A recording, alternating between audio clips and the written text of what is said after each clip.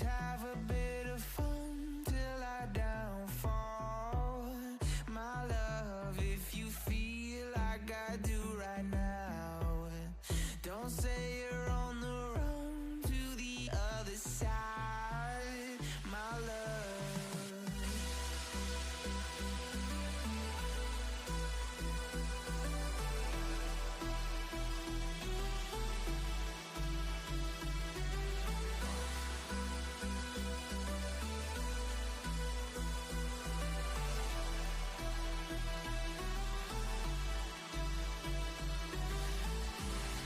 You say you wanna try, but you never do. Sugar, there's a reason why we lose. You say you wanna cry, but you never do. Sugar, there's a reason why we lose.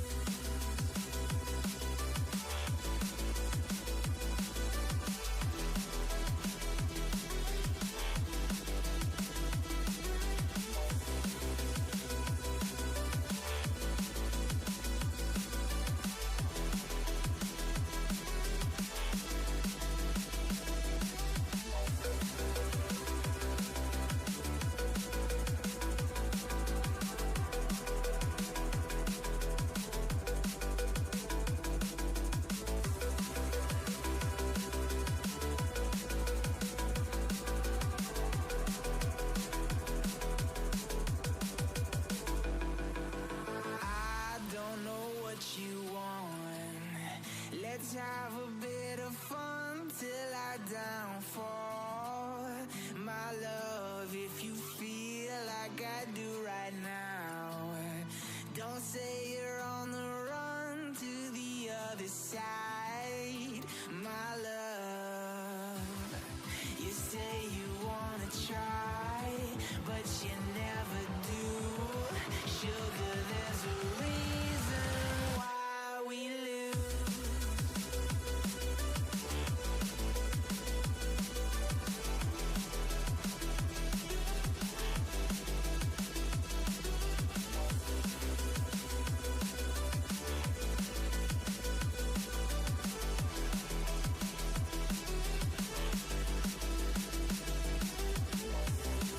You say you wanna try, but you never.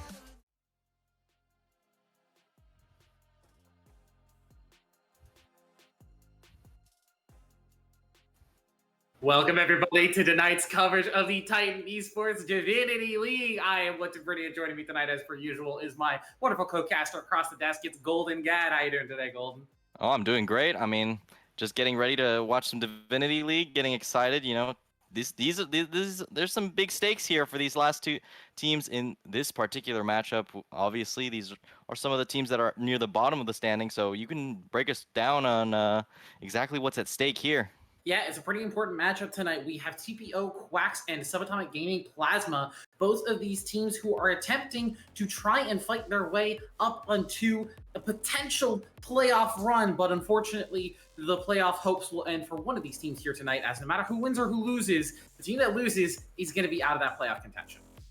Yeah, they both sit currently at 1-4, so they really need to make sure that they win this match if they want to keep their hopes alive. Same goes for the other 1-4 team as well, which is True Minded Gamers, but we won't see them tonight. But shout out there. They also need to fight for their life if they want to make it.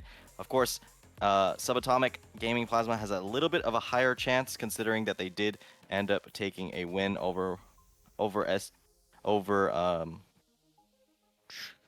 excuse me, I forgot the name. Which team was it? Which team was it? I'm looking at my schedule too. I know they took a matchup that they were not expected to. It was up against Ultraviolet, I believe, is the one you're referring to, right? Yeah, there you go. Yeah, Ultraviolet. So that actually does put them in a better standing, whereas TPO Quacks only has one win over Ultraviolet. Wait, no, TPO Quacks has a win over Ultraviolet. It's that Subatomic has a win over Imperial, I believe. Yeah, Imperial Gaming. Importantly to note here, I think, is the potential roads for that playoffs run for both of these teams. For TPO Quacks, it would be a very tough road. Assuming they do win tonight, they still have their matchup left against TFF Aftershocks, one of our teams that is very much solidified in that top 3 undefeated or near undefeated teams. I think the 3 of them combined have like 3 game losses, 1 loss, 1 series loss total. So if TPO is going to win tonight, they have a much tougher road ahead of them to actually get to that playoffs spot. But for Sumitomo Gaming Plasma, the road is a little bit less rocky, I would say. Potentially, if they do win tonight and they do find wins in their matchup, their biggest mountain to overcome would be, in my opinion at least, against Baron Besties in a couple of weeks here. I believe it's their last matchup, week 9. So depending on what happens here, one of these teams has a chance to go for some major upsets in a miracle run, but like we said, unfortunately for the other team, it will be the end of their run. So, like we said, both these teams fighting for their lives here in this week 6, not 5, week 6 matchup today. Yeah, pretty exciting stuff either way. Not too sure what we're going to see as far as meta goes here. I mean, I'm seeing an interesting Echo Top on the side of SGP and Azir, kind of a call out for a much higher elo league, so we'll see if that ends up getting pulled out too, because that's usually a very high execution champion, so I'd be excited to at least see that. And then I think I'm going to put one shout out from last week that did actually end up occurring, which is that Dorado Gaming actually dropped one match that puts them at 4-1. No more of that 5-0 all the way across the top of the table between the 3 top teams. So there is a little bit of leeway for some of these 2 and 3 teams to at least sneak into 3rd potentially and knock them out. There is chances for that, but it's not necessarily easy that large. But at the very least, that does mean that Dorado's looking a little bit more shaky. We'll see if they end up bringing it back for this particular week. Yeah, I think for the most part, it is a roster. It's a roster of teams where we have a pretty solidified top 2. I would say even top 3 with Dorado up there. But there's a plenty of room for shakeup as we are only just about halfway through the season. We got a 9-week season here, so there is a few more weeks of spicy games in action to be happening. And speaking of spicy games, for tonight's match, it's also important to mention that SGP is losing 2 bans here throughout these games. One of their players did not have the requirements met for their ranked games played throughout the season. So as we step into the draft here, you will see 2 missing bans from SGP, and that is entirely expected. Yeah, and that's a pretty big deal when it does come to these best of 3s, of course, because the less bans you have, the more meta picks or potentially signature picks for these players that generally does end up getting banned a lot of the time are now going to be open for TPO Quacks. So it should give them a little bit of leeway to actually have a bunch of draft edges if they actually have prepared extremely well for this matchup. Yeah, already underway here in the draft, we are seeing the Seraphine and the Hui, and like we said, SGP. These first 2 bans they're going to be missing out on. So it's a matter of what does TPO Quacks value really highly on this blue side here, and what are they going to opt for with so many potential meta picks available to them? There are things like these you were talking about a second ago. There's things like the Tristana Corki that we've been seeing everywhere in mid lane. All the AP junglers all still up and available, as it is the Seraphine, the Hui, and the Ashe banned away by TPO. They've got a lot of options here, and it's just going to be a matter of what do they think is most comfort and what do they think is going to net them the most advantage here in game number 1. Yeah, they're going to get rid of with their one singular ban. They're going to get rid of one of those kind of centerpiece champions, Jinx, that you could build an entire team comp around. But I do like the call out of banning the Ashe, especially if you're going to pick a Caitlyn. You don't want anything neutralizing that lane, so first picking Caitlyn is actually quite powerful, gives you lane prio, and also your team fight prowess is quite good on this champ, especially when combined with other hard CCs, which we see a lot more commonly in the support role currently. So it's pretty important that champ does get neutralized. But I will say Misfortune, not a bad pick at all, did get buffs recently that actually did propel her all the way back into meta. But seeing it a Mumu is a little bit interesting. It could go jungle. We did see that in the LCK, I believe, once, surprisingly, recently. So we could see if that actually ends up happening. Or it could, of course, be back to that Amumu support that he is so famous for in LCS. But it's going to be Soraka, a little bit more of a lane-focused pick, I'd say. Yeah. I think Soraka does quite well into Misfortune. And, you get to put the puddle right under Misfortune when she's ulting. So that's kind of the big benefit there. I'm really surprised by the Soraka lock-in. While Caitlyn Soraka is not a bad lane by any regards, I think when you're looking down a potential Misfortune Amumu lane matchup, as the Amumu could be down there in support, like you said, now it's not going to be, it's going to be the Misfortune plus Rakan. Even still, looking down the barrel of potential Misfortune and Mumu, and now the Misfortune Rakan. I feel like you would want one of those champions with a little bit more CC in that support role. Your Leonas, your Nautiluses, even your Threshes, still potentially up and available to either disengage away from the Amumu or find the target on that Misfortune before they start getting too far out of hand. But it seems like for TPO, they are opting for just, we're going to out-sustain, we're going to out-poke, and we're going to be stronger in the 2v2 through our raw hands instead of just CCing you out of the game. Yeah, and it's pretty interesting. I mean, yeah, as you said, Soraka, Caitlyn, not exactly an ideal pairing, I'd say, because you do want some hard CC to allow the trap. And given it's a Rakan, it's kind of difficult to understand that you probably won't get the full duration on the silence. However, I'm pretty sure, someone could fact check me this in chat. I'm pretty sure if you silence Rakan on the W, it should interrupt it. Not 100% sure. I think the knockup still goes through. I think you have to silence him before he casts the ability in the first place. It's kind of like with a lot of crowd control on Rakan. If you catch that CC a little bit too late, the W will still end up going through. And speaking of interesting choices here, TPO, they locked in the brand. Now I'm wondering, is it going to be a Sejuani top? Is it going to be a brand mid lane? And now with that Camille locked in, that is almost for certain a brand mid lane, unless there is some Caitlyn shenanigans with brand in the bottom side, which I don't think we're really expecting. Yeah, Camille, actually, an interesting call out here, and we're going to see an instant Urgot counterpick, which counterpick it may be, it's still a skill matchup at the end of the day. If the Camille plays it well, it's still going to be a pretty hard matchup, and Camille, obviously, a lot stronger than she has been in the past couple years, so definitely something out there to look out for, and I mean, I'm pretty curious how this is going to go. I feel like the brand Victor lane is going to be quite difficult for the Victor to get through. Not exactly yeah, you do have a bit of range on Victor, but when you are dealing with Brand, you want a little bit more burst, I'd say, to actually be able to force him out and prevent any heavy trading while that's just going to be rough. And then the Amumu in the jungle should at least clear about the same speed as Sejuani, but I'm a little bit concerned as far as team fights go.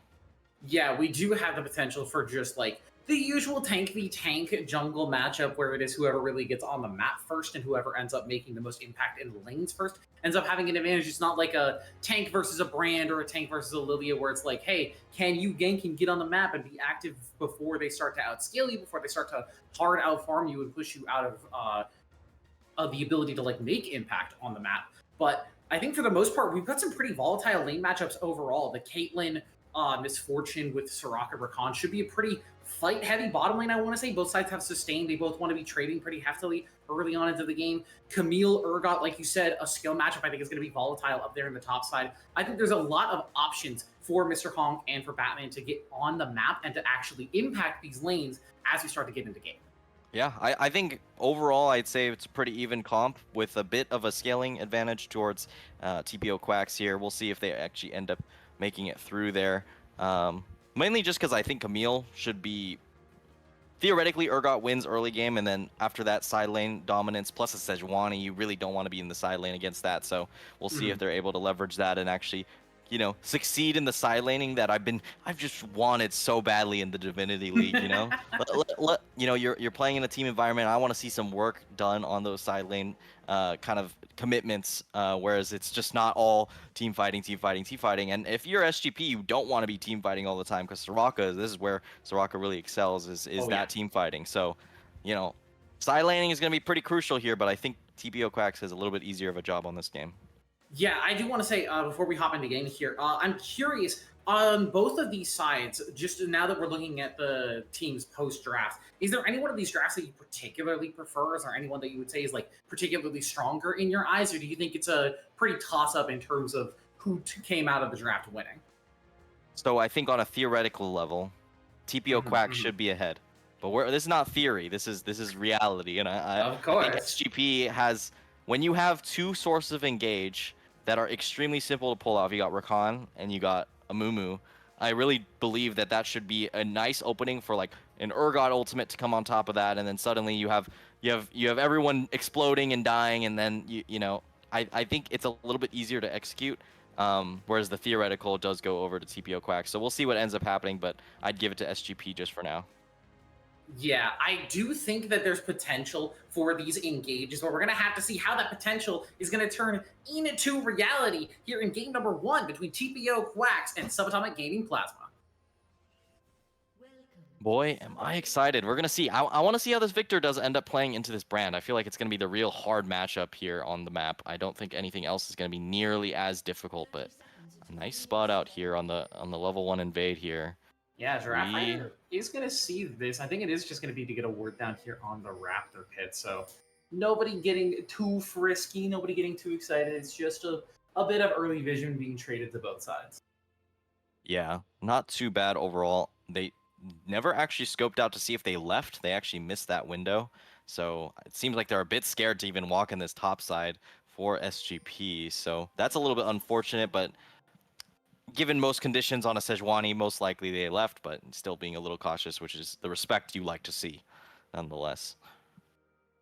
Yeah, respect is something that we always want to be given, no matter what strength your opponent is at, no matter what strength you are at. I think coming into a game, some people might even say like overly aggressive, maybe a little cocky, is just like, it's a good way to get yourself smacked down. I don't like seeing it very often. So seeing both these teams immediately off cuff, being respectful and just keeping track of junglers, making sure they're doing their early game dues and keeping track of everything, it's what you want to see. Yeah, and so far, looking pretty default. I don't think anything crazy is going to happen. There is at least a bush trap here on the bot side. Declo and Sol just sitting in there. Maybe potential could get a bit of a trade, but gonna get out of that bush right as the wave does end up going down. So not going to be any shenanigans on this level 1. And it is important to note, there is a bit of a skill barrier to heal with Rakan, so that's a little bit different. So Soraka also with the range advantage, so an all-in would need to be necessary if they do want to even up this HP at some point. Yeah, they do get the level 2 first, and the TPO bottom lane is staying a little bit too far forward, so Rayperon is going to lose a little chunk of their HP alongside Poseidon there as Sol getting a nice aggressive push in there. But now that the level 2s are even out, Soraka's going to have access to that Astral Infusion, that extra bit of healing, which is going to make life for this bottom lane a lot harder. Yeah, I mean, I'm kind of interested. This wave is huge in the top side. It's unfortunate no jungler is actually committing immediately to just path up there, considering these are both those tank ganking junglers. So that could have been a big opportunity to, completely screw over either of these players, to be honest. So, a little bit missed there. But besides that, they're just going to farm it up, get these 6 camps, get on the map with that level 4 that makes them so strong. So we'll see if they end up doing something then. Yeah, there will be a nice cheater recall there for Steel Fan up there on the top side as Quartz Hill gets a nice little passive proc there on the Giraffe Rider. You mentioned this Victor matchup in the mid lane is going to be pretty rough in the early game. This is kind of just what Brand does. Plays aggressive, plays in your face, procs the passive, The burn passive is pretty damn good at making life difficult for anybody who's shorter range than he is. Yeah, definitely one of the best champions of the game right now. I mean, been like that for a couple patches, and I don't think that's changing anytime soon. When will he be nerfed? Riot, please get him out of my games. I don't want to see Brand ever again. I'm tired of him already. Just part of the AP junglers. I don't know who on the balance team really loves AP junglers, but instead we have Back top. Hook shot, wall dive onto Batman. They're going to force the flash out of the movement. Now we got a 2v2. Mr. Hong getting engaged on, getting very low, but that aftershock is going to keep the Sejuani alive for a while. But We Good, in the meantime, losing a lot of HP. Steelfan doesn't have the flash to follow. We Good is going to survive with a sliver of HP, and nobody dies. I believe that Scuttlecraft did go over to Batman, so SGP, I think, slightly ahead on the trade with all the summoners burned, but it's not by much. Yeah, and I mean, that's pretty unfortunate. I feel like they had a big opportunity there to at least get We Good down, and also on top of that, the CS differential on the top side is already really mounting, so that could have been a big disaster there if they do go down. They're not actually going to commit TP to actually catch some of these minions. Don't exactly like that decision that much, because you need to just be catching up in this XP. It doesn't matter whether the minions actually, go in your favor. So it's gonna be rough time in the top lane for the next 10 minutes. Yeah, speaking of potentially rough time, Batman here is spotted. Declo with a nice flash engagement, immediately throwing the Ignite down onto Rayperon. On the Ignite's taking away. It's going to be first blood going over to Declo, immediately traded back by Poseidon. Now they're going to try and 2v2 80 carries and junglers against each other. The trap immediately taken by Batman. So it's Sol trying to kite this one out, trying to get a little bit extra damage, but just can't find anything more. So Mr. Honk will be there to save the 80 carry. But it's first blood going over to Declo on the Rakan. Nicely done by the SGP bottom side. Yeah, not too bad there indeed, and that means that the lane is going to be a bit more volatile from here. It always feels like it just takes one kill and then suddenly the lane has changed completely. Quartz Hill might get stunned up here. This could be big damage, but no cooldowns left on that Victor, but still going to end up with an HP advantage. So this is at least fortunate for Giraffe Rider, but the TPs for both mid laners are still up. No commitment there at all. So every time I see Brand press E on the minion wave and just outrange Victor by being in another tri-state area as opposed to him, I just think, man, Victor sure is getting outskilled in this matchup, huh? Oh, huge outskill. I mean, there are a few things that look as playable as playing against Brand. You know, it's just so fun. I love Brand. Yeah, I love it when he presses E on the minion or wave. something. Yeah, and then it spreads. It's crazy. It spreads by a massive amount because he hits it with W beforehand, and then you lose like half of your HP from the E plus the passive. It's really cool. Can you tell me there where is the skill? Like where's the skill? So you see Brand press E, right? Yep. Well, there you go. Oh. Okay, yeah, I think I get it now. And see, look, Quartz Hill pressed E there, and he didn't hit Giraffe Rider, and now has to lose his flash to Batman being in the right place at the right time. Mr. Honk is here, maybe looking for a potential punch. Quartz Hill is going to pop that stun. The CC's layered up. Batman is ticking, burning away. One more auto, one more comet. Proc Quartz Hill will find that quill. In the meantime, we could hookshot wall dive. Doesn't manage to find the wall, and now the fear beyond death for Steel Fan is going to find a solo kill on the top side. Ooh, that's bad, but it's okay. This was expected based off of how that level 1 went, and it's just kind of snowballed off of that. So nothing too unexpected here, and I think, you know, given the circumstances, that was bound to happen eventually. So, yeah, but in the mid lane, I think Batman, you know, gets the flash, should have just walked away immediately towards your teammate.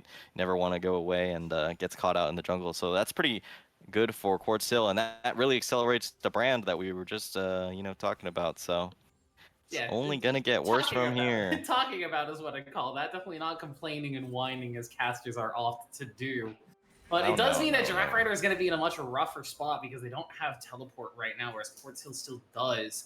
So they should be able to get a nice wave push in here for the Brand, get a nice recall set up, and make Giraffe Rider's life even more difficult. But in the meantime, it is going to be Mr. Honk on that top side of the map, taking these grubs away.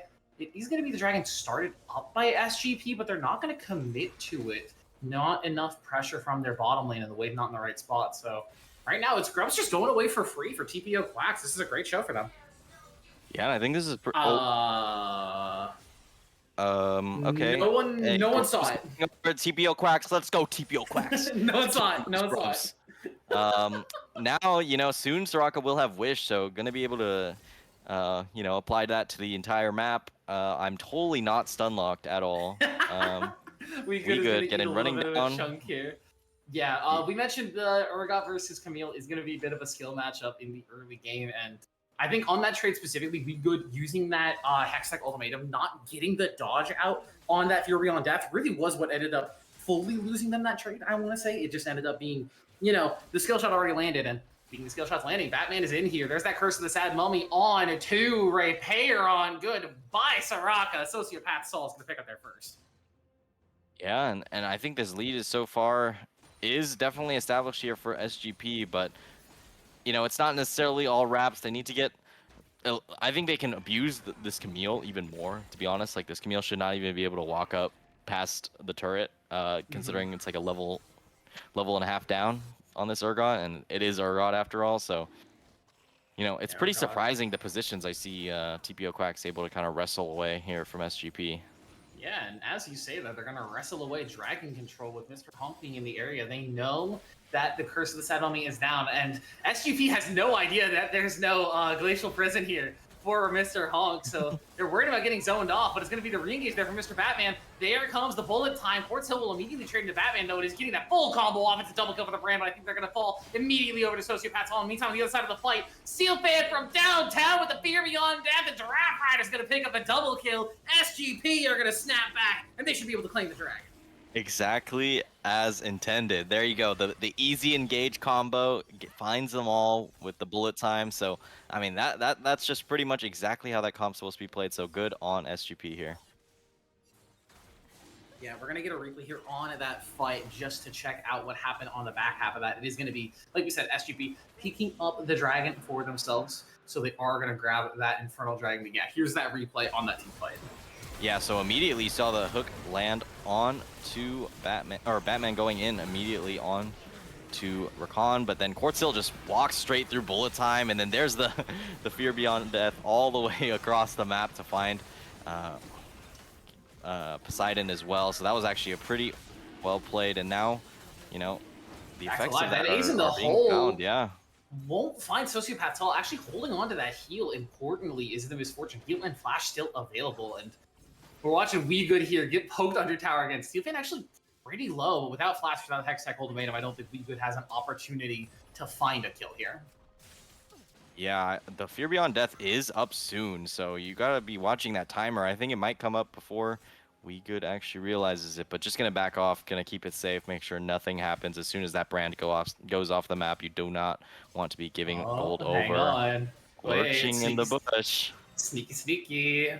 I wonder, is there going to be some sort of prediction here for Steelfan? Fired off the ult, he doesn't manage to find We Good, so no snipe there this time around for Steelfan. But again, just continuing that lane domination, it is the pressing attack for the Urgot as well, which just means trading versus the champion when he's already got that extra bonus damage off of that pressing attack, which you can proc so quickly. It's so difficult to do. Yeah. Urgot, one of those classic lane bullies. When Urgot's strong, top lane's miserable. That's just how it goes. Luckily, Urgot not in the strongest state, but you're playing against Camille, who is just historically weak in lane, where Urgot's historically strong in lane. So it's just working out perfectly for the side of SGP here. And, you know, I think it's interesting how much bot focus Batman is putting into this game. Kalen is definitely a big factor here, but the brand flash was down for quite a while, and now it's back up, so you could keep forcing it out to make sure Victor has no kill threat, but they're looking for a dive bop with there's no wave. Ultimate's available, but no wave, I think just means that SGP is going to be forced to walk out of this one. Batman also walking entirely over vision through the entire way through means that not much to find there. But speaking of strength in lane, I think we're going to start to see Quartzil fall off a little bit here. Does finally have that first item completed, but into that dragon fight, Giraffe Rider managed to pick up about 6 Darksteel stacks as right here on the bottom side, Poseidon is going to pop that barrier, but that bullet time plus the charm, the quickness from Declo means that it's just the deletion of the TPO AD carry. Now Mr. Honk on the top side trying to secure some more grubs for himself. Steelfan in the 1 versus 2. Confident to walk forward, but maybe a little bit too confident. Draft Rider is going to teleport in. The Glacial Prison immediately used and ran away from just for a bit of disengage. Quartzil now on the rotate, gets a little bit of poke into Giraffe Rider, but I think this should still mean that TPO should be able to secure this next set of grubs for themselves and head all the way up to 6. Yeah, 6 grubs for a comp with a Camille. Don't mind if I do. You were talking about that side laning. Yeah, exactly. So, hey, maybe TPO Quacks, that's just a mastermind play. Get behind in the side lane so you can send Camille, and Urgot's not even going to care about them. Get free farm for the rest of the game. You know how it goes in that top lane there. And if that does happen, Camille is notoriously fast at killing these turrets. So we'll see if they actually do bid the respect that they should. Steelfan is actually a little low here, but does have the level 11, is immediately going to get all of those shotgun knee procs. We could actually be a little bit careful. There's the dodge out from that hexacle bit, but still just gets bam, bam, shotgun down. Steelfan finds another solo kill. An unwise decision to go in there on the hook shot there, but, you know, believed in the heart of the cards, actually got taken down immediately afterwards. The shotgun needs coming back up. You really got to respect those cooldowns. It does percent max HP damage and, you know, everything in between. Definitely hurts a lot, and the Black Cleavers was already completed versus just some components. So a little bit brazen there from We Good, but turret's finally down. Means you get to free farm for the rest of the game as long as you freeze. So at least that's one good sign there for TPO Quacks. On top of the Rift Herald, of course, that they've just been farming in this top side. Yeah, they now have the option for the Rift Herald for themselves. So again, potential side lane options here for TPO. I do just want to say, we haven't seen Urgot a lot recently, so I just love seeing him back on the caster desk. Those shotgun knees are so violent when they go off. The sound effect on them, the animation, it's so good. Just that boom. It really feels like you're blowing someone away. I love it. Oh, yeah, for sure. I mean, it has been pretty sparse as far as Urgot is concerned. I mean, you really need to also be quite proficient at the champion to find good success, especially in a competitive environment where you can get camped.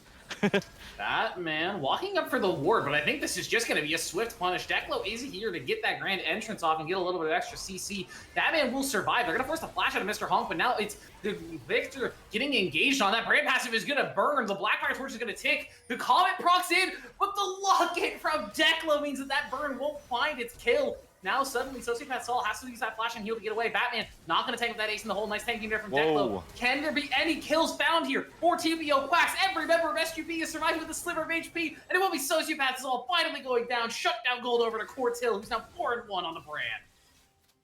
The confidence from Ray Payron and he was going to hit it. Wow. Finds the kill there on the side lane, or in the mid lane as well. Wegood, I think, is going to get picked up by that Fury on Death. Nicely dodged by the flash, though. Means that Steel Fang should still have pressure, but Wegood looking for the precision protocol, finds the shutdown, saves their turret as well. Bloody map, but it ends up being TPO favorite at the end of the day. Yeah, well played there. Ray Payron kind of scared me there, flashing forward, but calculated properly. There was no punish on that flash, so just going to be able to survive with the help of that wish, and it really was well played there from TPO Quacks. I anticipated them to actually take down Batman before Batman was even able to ult, but it didn't actually go through. They saved the ultimate to actually chunk the Victor instead from Quartz Hill, so a little bit more impressive from the side of TPO Quacks. The kind of patience on the big cooldowns, whereas, you know, SGP just let it rip. Yeah.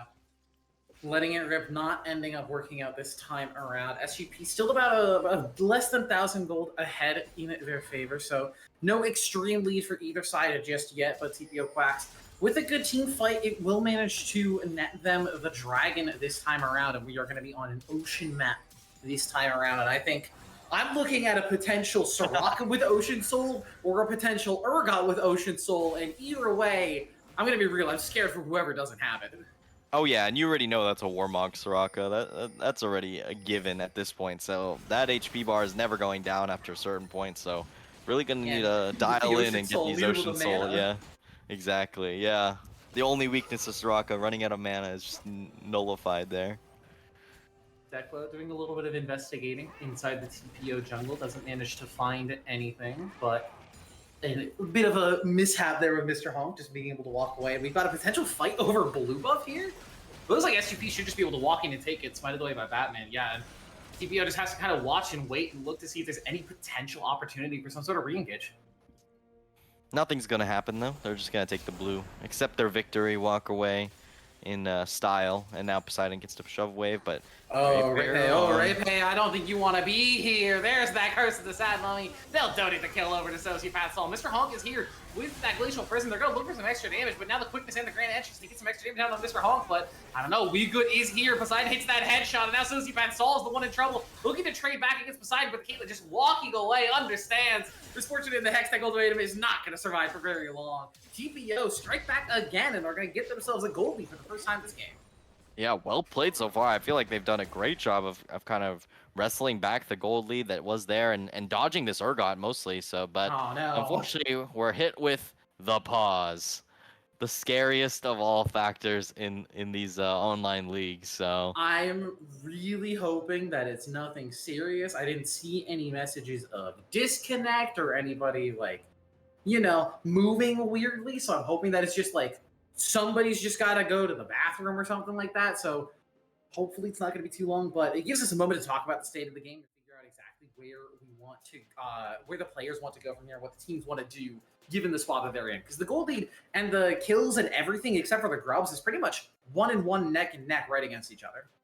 Yeah, I mean, it's not exactly the easiest angle here for SGP. They really need to just play around Urgot. I feel like you just stack a bunch of players towards that side, and you should just be able to slap them with the wallet diff on the top laners. But you saw before that Urgot got a little bit too overconfident, dove the turret, actually got taken down immediately by Camille. So that was a bit unfortunate as far as that.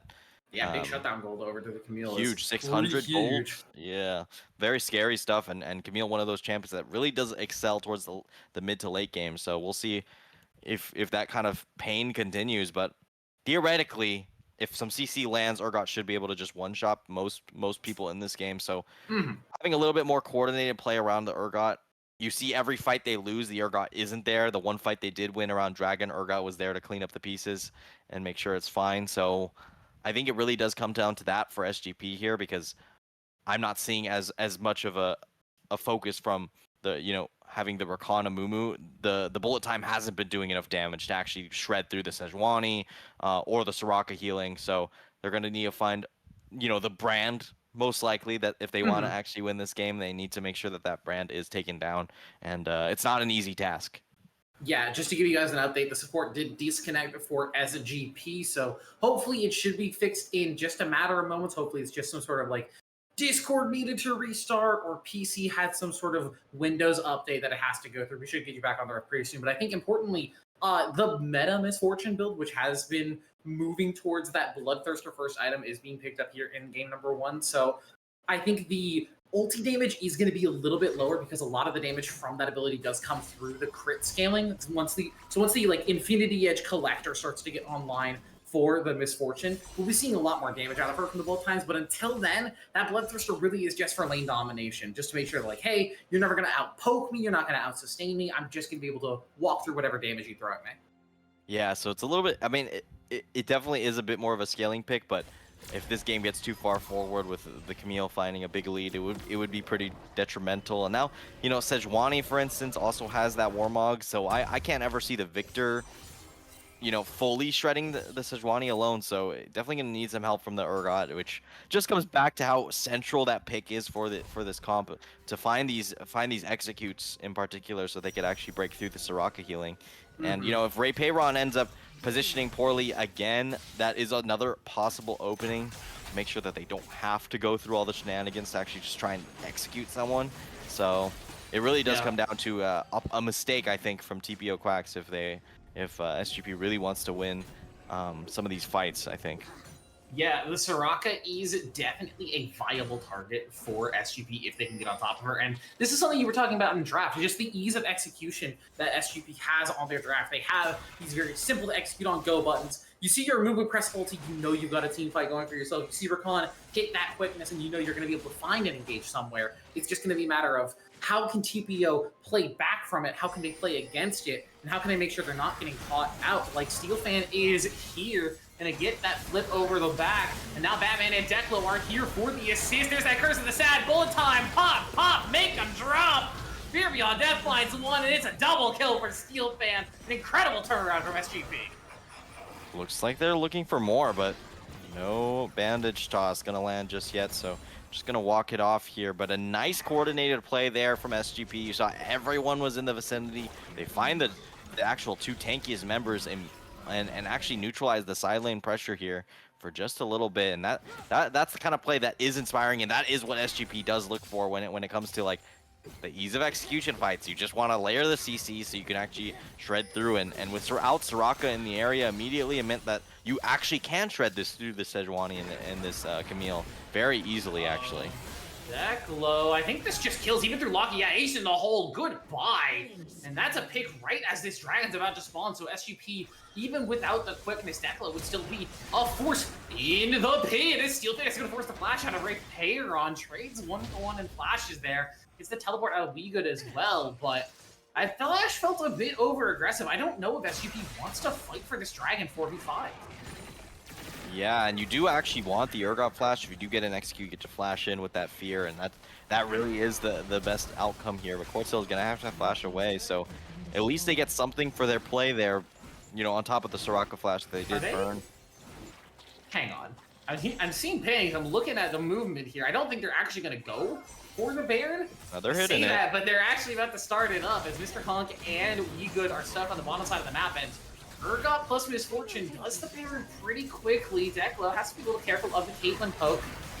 Now they're going to have to be a little bit more careful. Batman wants to find an engage that clears this out. Mummy only finds one of the bolt time, going absolutely nowhere, with the Fear Beyond Death will land again for Steelfan, going on a killing spree. Now WeGood trying to get into the backline. They're going to force the flash out of that Giraffe Rider, trying to get him farther away from the fight. The stun is not going to land, so Cap's all able to walk away from the Declo with a nice knock-up, keeping his 80 carry safe. And TPO Quacks, they lose a member, but they will manage to keep the Baron away from SGP. Yeah, and I think a big proponent of that is that the brand ultimate was still up, and that's just so much damage for free. I love this champion. and just preventing them from actually being able to walk forward past where to join up on Sociopath Saul's bullet time there to actually chunk out We Good. So, I mean, hey, that's what Brand does. Zone control to the max right there. Yeah, and especially inside the Baron pit, it just means that with the magic resist shred that Baron does, you can't take a Baron in the face of this champion. If SGP wants to go for this objective, they need to find a pick onto Quartz Hill specifically. Yeah, and that's been easier said than done. 4-1-1 currently, sitting top of the table on the side of TPO Quacks. But I mean, it's still possible for sure. Like, they have the easiest gap close with the Amumu Bandit shots. It's just about landing it and then layering the CC, making sure they don't get chunked out. I mean, if they find the CC before any brand spells come out, that really is what makes the difference. Q doesn't land for Steel Fan, still trying to get aggressive onto Quartz Hill here. Fury on Death is available. We're gonna land that slow, and yeah, that's just a dead side laner. Goodbye, Brand. Mr. Mammoth is in the Baron area, and Teleport is available if SGP wants to go for it, but I think Steel Fan's just happy to collect some of that extra money onto the side lane. Now Batman, losing the flash against Mr. Honk, does not want to get CC layered up by that Sejuani, so lose a flash, you get a side lane win, it's pretty even overall. The kill doesn't actually translate into very much. Yeah, but it does scare Brand, you know? It's like the fear factor. It's like, oh shoot, I died once. Now if you die again, you're tilted. And suddenly, the game is different, you know? That's just how it goes. So, you know, nice play there from Steel Fan. Mental warfare sitting in that bush. Yeah, I do think it was a bit of an overstep there from Quartz Hill, and I think if you don't see Steel Fan or Declo on the map, you do kind of have to just be aware of that kind of play being able to be made as this is a very fed Urgot. There's now 7-1, and even before that play, 6-1. 2 items completed, looking to finish out that Sterax age pretty damn soon. This Urgot is a force to be reckoned with and has to be respected on the sideline. I think for TPO Quacks, you have to send at least 2, if not 3, to try and be able to take this one out. Yeah, I mean, we've seen Sejuani plus Camille not be able to actually shred through Steel Fan here, so it really is going to have to be most likely 3 players, and that's a huge commitment, especially with Baron up and TP in the mid lane as well, so, you know, that could be a big weakness here for the side of TPO Quacks, which is surprising, but I think it's also just Camille has not been able to match 3-item Urgot at this stage, 2 items before, you know, like, they need to be even in gold or just slightly below for Camille to actually have that side lane advantage. Right now, Urgot just out stat sticking as he does. Yeah, this is, like you said, if Urgot is strong, the other top laner doesn't really get to play the game, but if Urgot's behind, Urgot doesn't really get to play the game. So this is just kind of the situation that TPO Quacks is in now. You have to deal with this fed Urgot. You have to figure out what you're going to do about this pick. I do also want to point out I was a little incorrect. Sociopath Saul not opting for the Collector or IE second is actually the Essence Reaver, which I'm going to be honest, I'm a little surprised by. I thought a lot of the ADCs just sort of agreed upon, like, hey, all the crit items that give AD, Essence Reaver is one of the worst. It's not really that good for most champions. You'd rather just have Presence of Mind if you're going to have Essence Reaver, but it is still, I think, a 70 AD item on its own, so it's not as though it's bad. I think it's just delaying that Infinity Edge spike by that little bit more. Okay, but what do you think about Morello's second item on Victor? Versus the Soraka, I don't actually hate it. You have Blackfire Torch, so you are applying the anti-heal well. Do you need to But at the same time, Oblivion Orb on its own would do the exact same thing. And while Morello doesn't give bad stats, 90 AP on a very cheap item is not bad for a 2-item power spike. We're not in the land of mythics anymore. You don't get an extra bonus for finishing out these legendary items. They just kind of exist. You can have that Oblivion Orb sitting in inventory, and you can move towards your Leandries. You can move towards a Rhyalize, a Shadowflame, a Lichbane. You have other options that might be a little bit stronger for you as we're getting set up for this dragon fight. Yeah, and I think having a Leandries or a Rhylize even at this point would be a lot stronger. Even Lichbane, they have a lot of melees. I think it could have been a good item as well, but we're just going to be seeing this Morello's come through, and we'll see if it ends up paying off. Ray taking a ton of damage. Has to be a little careful. The stun comes through onto Steel Fan. That bullet time is not going to find much value, but it's going to zone out the members of TPO. Lots of ultis burn, but not too much effectiveness out of anybody's currently. Keep your eyes on the Quartz Hill, on that Brand ulti still up and available. Steel Fan being forced out on the side, has to lose his flash or else get stunned up. Couple of big flashes lost for both sides. Quartz Hill not having it, Steel Fan not having it. These carries for their teams trying to be valuable. Mr. Honk is going to take a little bit of poke, but the Warmog Sejuani, I think, is fine to just take that, walk away, heal up a little bit more. But in the meantime, you can see Steelfan getting some mid lane pressure, but it's Poseidon the one who's caught Declo with a nice little dash over the wall to pick up the kill. Now Weegood trying to get a dive into the backline. The CC's there, but it's just not there enough. Batman is going to pick up the kill on the Weegood. Quartz Hill's finally going to get that ulti off and start burning them down, but it just doesn't do enough damage. The sustain from SGP is going to be enough. They're going to force Rain on over the wall, and it's 4-for-1 in favor of SGP. They're going to take the Ocean Dragon as well. Yeah. A huge error there from Poseidon. No flash, no barrier on that death, and just gets caught immediately there by Declo. So nice call out, but either way, you got to be flashing those, especially if you're going to walk that far forward with no vision in the brush. So big blunder, and that should mean Baron here for SGP if they do just commit onto it. So nice call out there, but it's still a big error here for TPO Quacks, considering they had the positioning advantage in that Dragon side pit. So a little bit unfortunate on the execution there. Yeah, I think errors for both sides in that fight is we are going to get a replay on this play. A lot of ultis coming up big and coming up missing for both teams, but there's just not enough value out of that Brand ulti, I think, especially despite it bouncing through, despite it getting a lot of procs. You didn't see a passive proc there throughout that fight. Batman was able to just stay healthy enough, and Sociopath saw with that Bloodthirster especially, you can't burst down this Misfortune as long as she's modeling. She's going to stay sustained. Yeah, now that IE is on the table, so now Misfortune suddenly much more powerful. And I think as well, on top of that, I think the Brand passive just barely missed with a slight displacement from Sejuani actually pushed the Amumu outside of the Brand W. So that was a little bit unfortunate.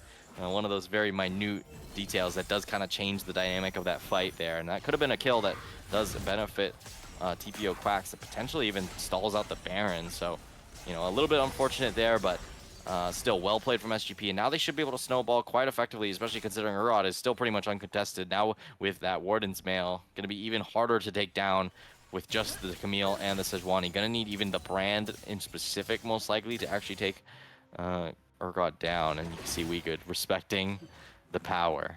Yeah, you kind of have to. Mr. Honk is here over the wall. I don't know if they want this fight, though. It's 2 levels down between Weegood and Steelfan.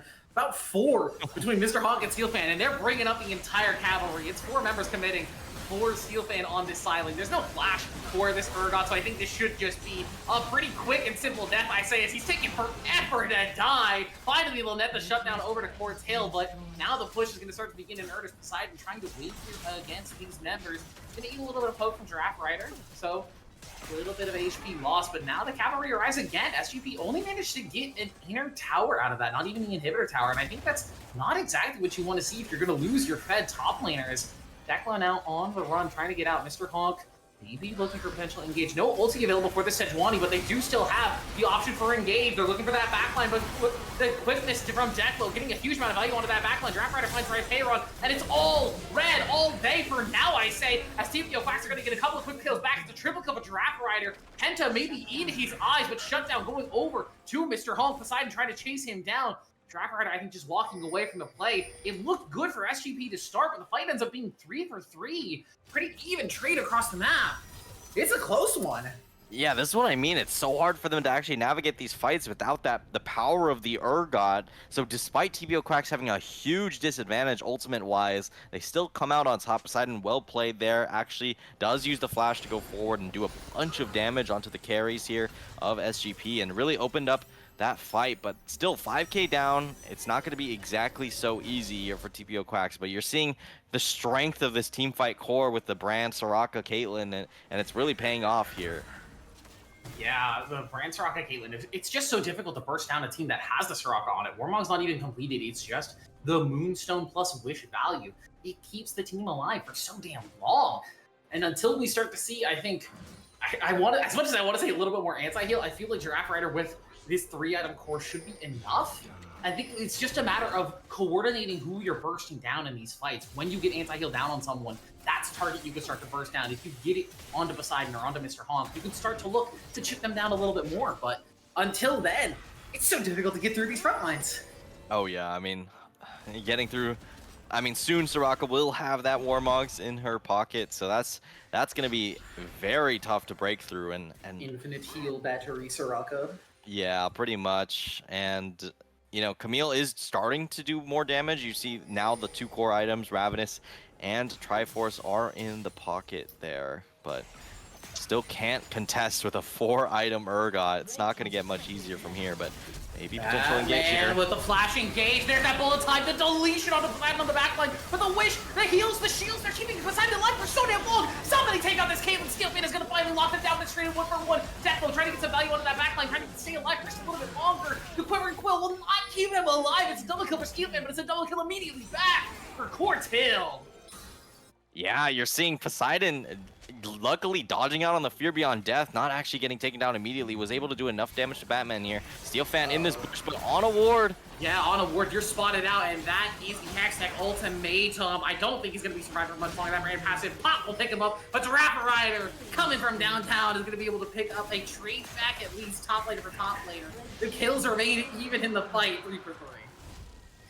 Yeah, I mean, these fights are not easy, but you're seeing how much easier they are if Steelfan is a part of them. And that's going to have to be core to SGP's strategy for the rest of this game, because I'm not sure, even with this extra Ocean Drake, I'm not sure if they actually take these fights without him. So right now there is a bit of a window here for TPO Quacks to find a pick if without Steelfan being up, but there is the TP, of course, and Baron will spawn in 56 seconds. So pretty important to note how fast that either of these teams really take that down. So it could really burst in just over 10 seconds. So you got to always be mindful of that. This is the start of where things I would say start to get nervous for both sides. You get to these 30-plus minute games, the death timers start to get very, very long, and you understand that, hey, one death, one mess up at the side lane, I'm out for a minute, and my team has to try and navigate 4 versus 5 without me. And especially if you're Steelfan, where's your Quartz Hill, these fed carries for their teams, you have to think like, okay, if I get caught out, that could potentially be game ending. The game could just be over if I die on the side lane. So suddenly they have to be a lot more cautious, and I think that's going to inspire maybe some slightly more passive play, but I think it also means those nerves might inspire a few more mistakes that either side can look to punish on. Yeah, pretty interesting trap setup here. I've never seen this one before. It's going across the entire river. Just a river wall. Most of the time you're seeing them in that little pathway between the river and the enemy jungle, but I think just with the positioning of the enemy team, Poseidon couldn't get up there, so maybe just looking to have some sort of warding off of an area, force the SGP members to play a little bit differently when they're trying to come through to this Baron Pit. And speaking of the Baron Pit, it's actually just going to be started out immediately by TPO Quacks. I'm not sure exactly if they wanted to take this one, but they started it pretty damn fast. Steelfan TPing to the top side. They could find an engage. Batman looking for it. Can't get into the pit in time. The smite's over to Mr. Honk, and now TPO Quacks, how many Baron buffs can you escape from this from? Steelfan on the other side of the fight is going to force the flash out of Quartz Hill. Backlow maybe looking for an engage, but has lost so much HP from that brand poke. And TPO Quacks, heist of a century, just managed to walk out with 5 Baron buffs despite being down about, I think, 5,000 gold at that point. Yeah, a great call there. Seeing Steelfan commit to that tier 2 means that they do have a bit of a window before Steelfan can get in without that committed of a TP. Maybe if Steelfan TP'd straight into the pit, things could have been different, but not going to happen, and that's going to mean that Baron's going to get snuck away extremely quickly. This is what I was talking about just before it actually went down, so TPO Quacks, maybe they're listening in. Batman in trouble here in the mid lane, just caught out overextended, gets a little stun on the Poseidon, but it's just a matter of how long do you stay alive for before you go down. It's a pretty big loss, I think, for their side. Yeah, now they're going to be able to just push freely, but Steelfan wants to make it hard for TPO Quacks, going to interrupt that hook shot over the wall, force the flash out of Camille, and now has free reign over this topside turret. Yeah, We Good in a bit of trouble here in the side lane. Despite the Baron buff being in the Camille's favor, I think you still have to respect the Urgot damage. Here comes that Hextech ultimatum. We Good just trying to stay alive for now as Reparon's on the way. Camille's going to be forced away, and now Soraka doing a little zoning. Poseidon's in the area. They're looking to try and just take down this Urgot. It's slow, it's steady. The wish is there, the sustain is there. Poseidon getting very, very low. Has to use the flash and the barrier to stay up, but they will finally take down this monster in the side lane. Okay, but are you watching the Soraka healing? It's disgusting. Oh yeah. Oh yeah. No, this is so bad. I mean, yeah, they won't have the soul anytime soon, but it's still looking so rough here. Steelfan, you know, generally you should be able to 1v2 a bot lane. And We Good already was chunked out, so maybe it could have been possible, but the healing just started coming through so much despite a bit of a misplay there on the stun from We Good, so. I wonder if there's ever a case where you sell your Randuins and you pick up Thornmail instead, because most of the members of TPO here will be auto-attacking you, pretty much everybody aside from Quartz Hill or Raypay, so it's not a bad value of an item, and the Randuins is only really effective up against Poseidon, so you know, potentially that's an option for Steelfane in the side lane, but if he thinks that this Caitlyn really is like the problem of the team, then you do want to hang on to that Randuins for the crit damage reduction.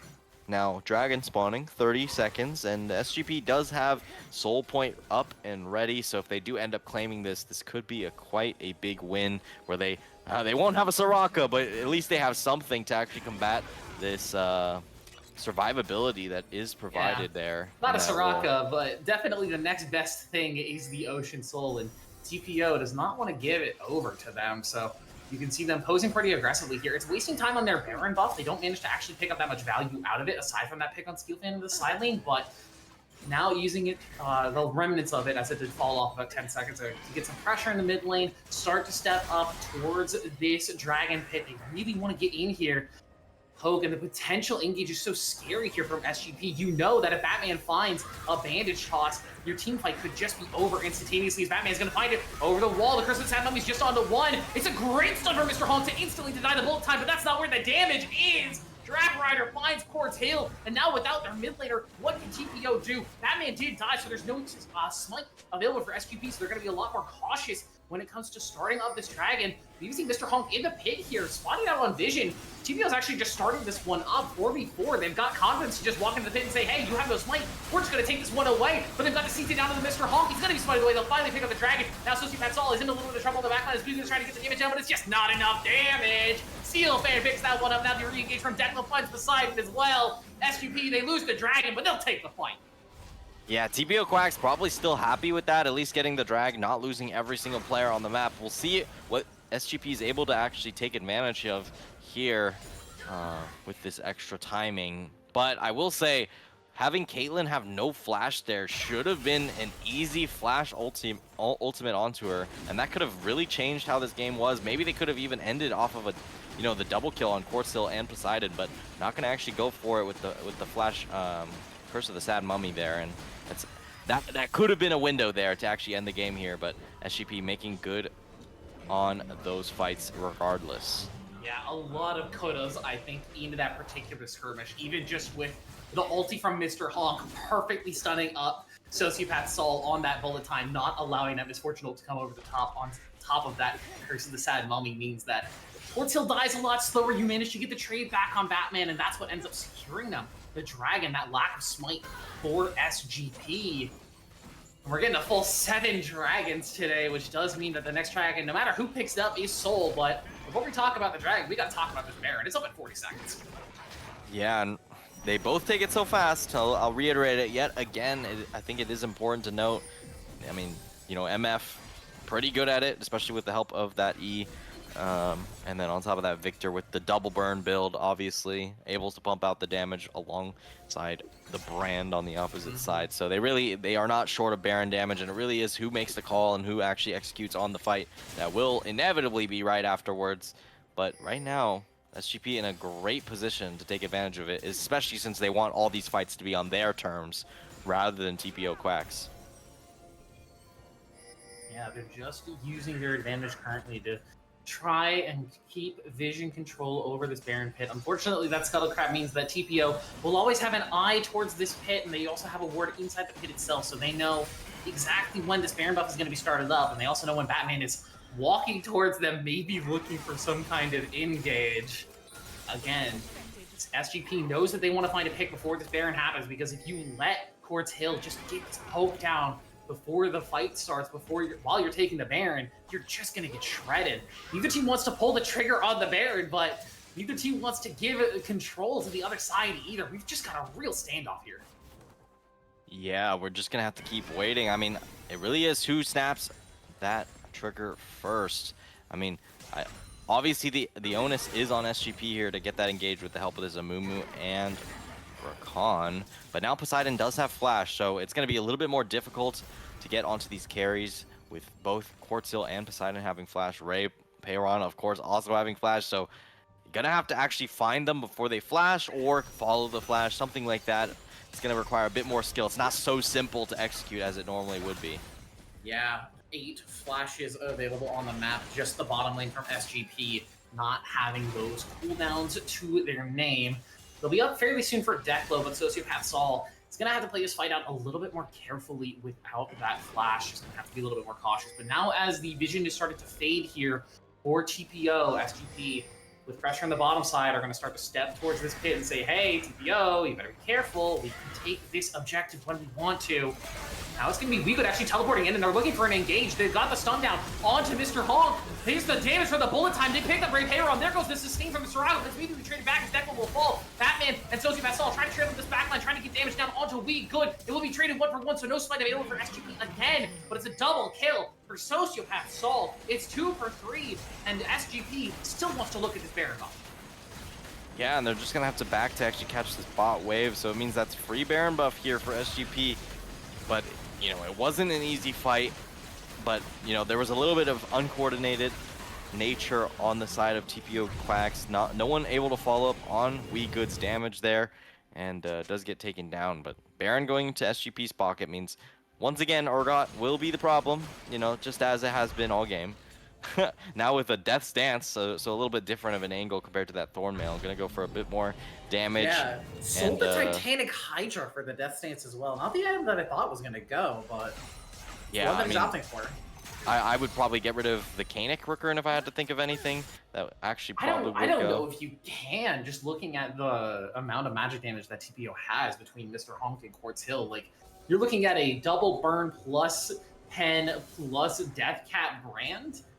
I feel like you need some form of magic resist in your inventory, and while the Death Stance does have some damage reduction, it's not magic resist. It's not going to reduce the amount of damage that you take overall. That is true. However, I feel like Quartzill has not been hitting many W's, and that is a huge chunk of Brand's damage. So, you know, I think Caitlyn has been doing a ton of damage here. So Poseidon's one I fall out. This is on Vision. They're just going to be able to take it in the face of TPO. No engage available for this Quacks side. Now Steel Fan with the Ocean Soul, I think, happen to just walk forward. WeGood looking for a little bit of focus. The Hextech ultimatum down on the Steel Fan, but through the Destiny, through the Ocean Soul. How can you kill this Urgot? Batman has fallen, but I think SGP is happy to fight through the odds. It's a killing spree for Steel Fan. Draft Rider finds Poseidon. It's traded back one onto Declo. Ray Peyron is going to fall. It's a double kill for Quartz Hill, but it's just consolation prizes here for TPO as the soul that kills the fight and maybe even the game here for SGP. Yeah, Mr. Onk gonna barely squeak away with their life, and now 40 seconds. Gonna have to wait out these timers, and it's probably just gonna go the way of SGP here unless some miracle shenanigans occur. So yeah, pretty well played. I think this should just be the game. Mr. Honk is gonna try and get in, but Giraffe Rider teleporting to the minion that is tanking up the turrets. No wave clear available, no team available. TPO will fall in game number 1, and SGP will take game 1, set themselves a match point. Yeah, that last fight was a bit unfortunate. I feel like TPO Quacks kind of fumbled it. They had a big opening there as soon as they got that first pick onto the Rakan, I believe, but afterwards it was just damage from both Steel Fan with that flash forward after that Fear Beyond Death into on top of, you know, Giraffe Rider just having that Chaos Storm just over the top and making sure that it is not easy for them to actually find damage. Yeah, it looked good, I think, for the most part for TPO. They had a lot of signs of life and a lot of potential there. You can already see in that damage chart there that Quartz Hill on this brand was doing so much ridiculous damage, but unfortunately, on that last fight, they just didn't have the opportunity to get in there to find the soul, and after it was taken in their face, they committed to the fight that was already lost at that point. At that point, you just have to walk back to your base and be like, okay, we're going to have to work through soul, but the game is still winnable. Taking a fight on the enemy team's terms right after they've taken soul, I feel like just can't be it for TPO. Yeah, and it's also important to note, Caitlyn is one of those champions that really benefits. Same for Brand, actually, that you want to be at these objectives first. That is a really big thing here.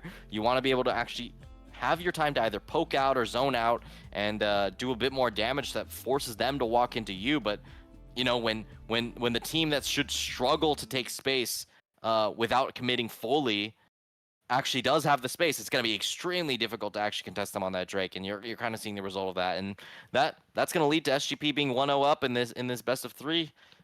Seems like the two bans getting lost doesn't matter as much. Just going to Yeah, pick up the first win. it just means that more OP champions get through for them to pick up, and we'll see if they can clean up the series here cleanly 2-0 and start their miracle run to playoffs, or if TPO Quacks are going to shut them down, take us to game 3. We'll be right back after a quick break to get ourselves into the draft for game number 2. Don't go anywhere. One time from side to side, I'll shoot by my side. I can't go outside. I'll shoot by my side. I can't go outside. I'll shoot by my side. I can't go outside. One time from side to side.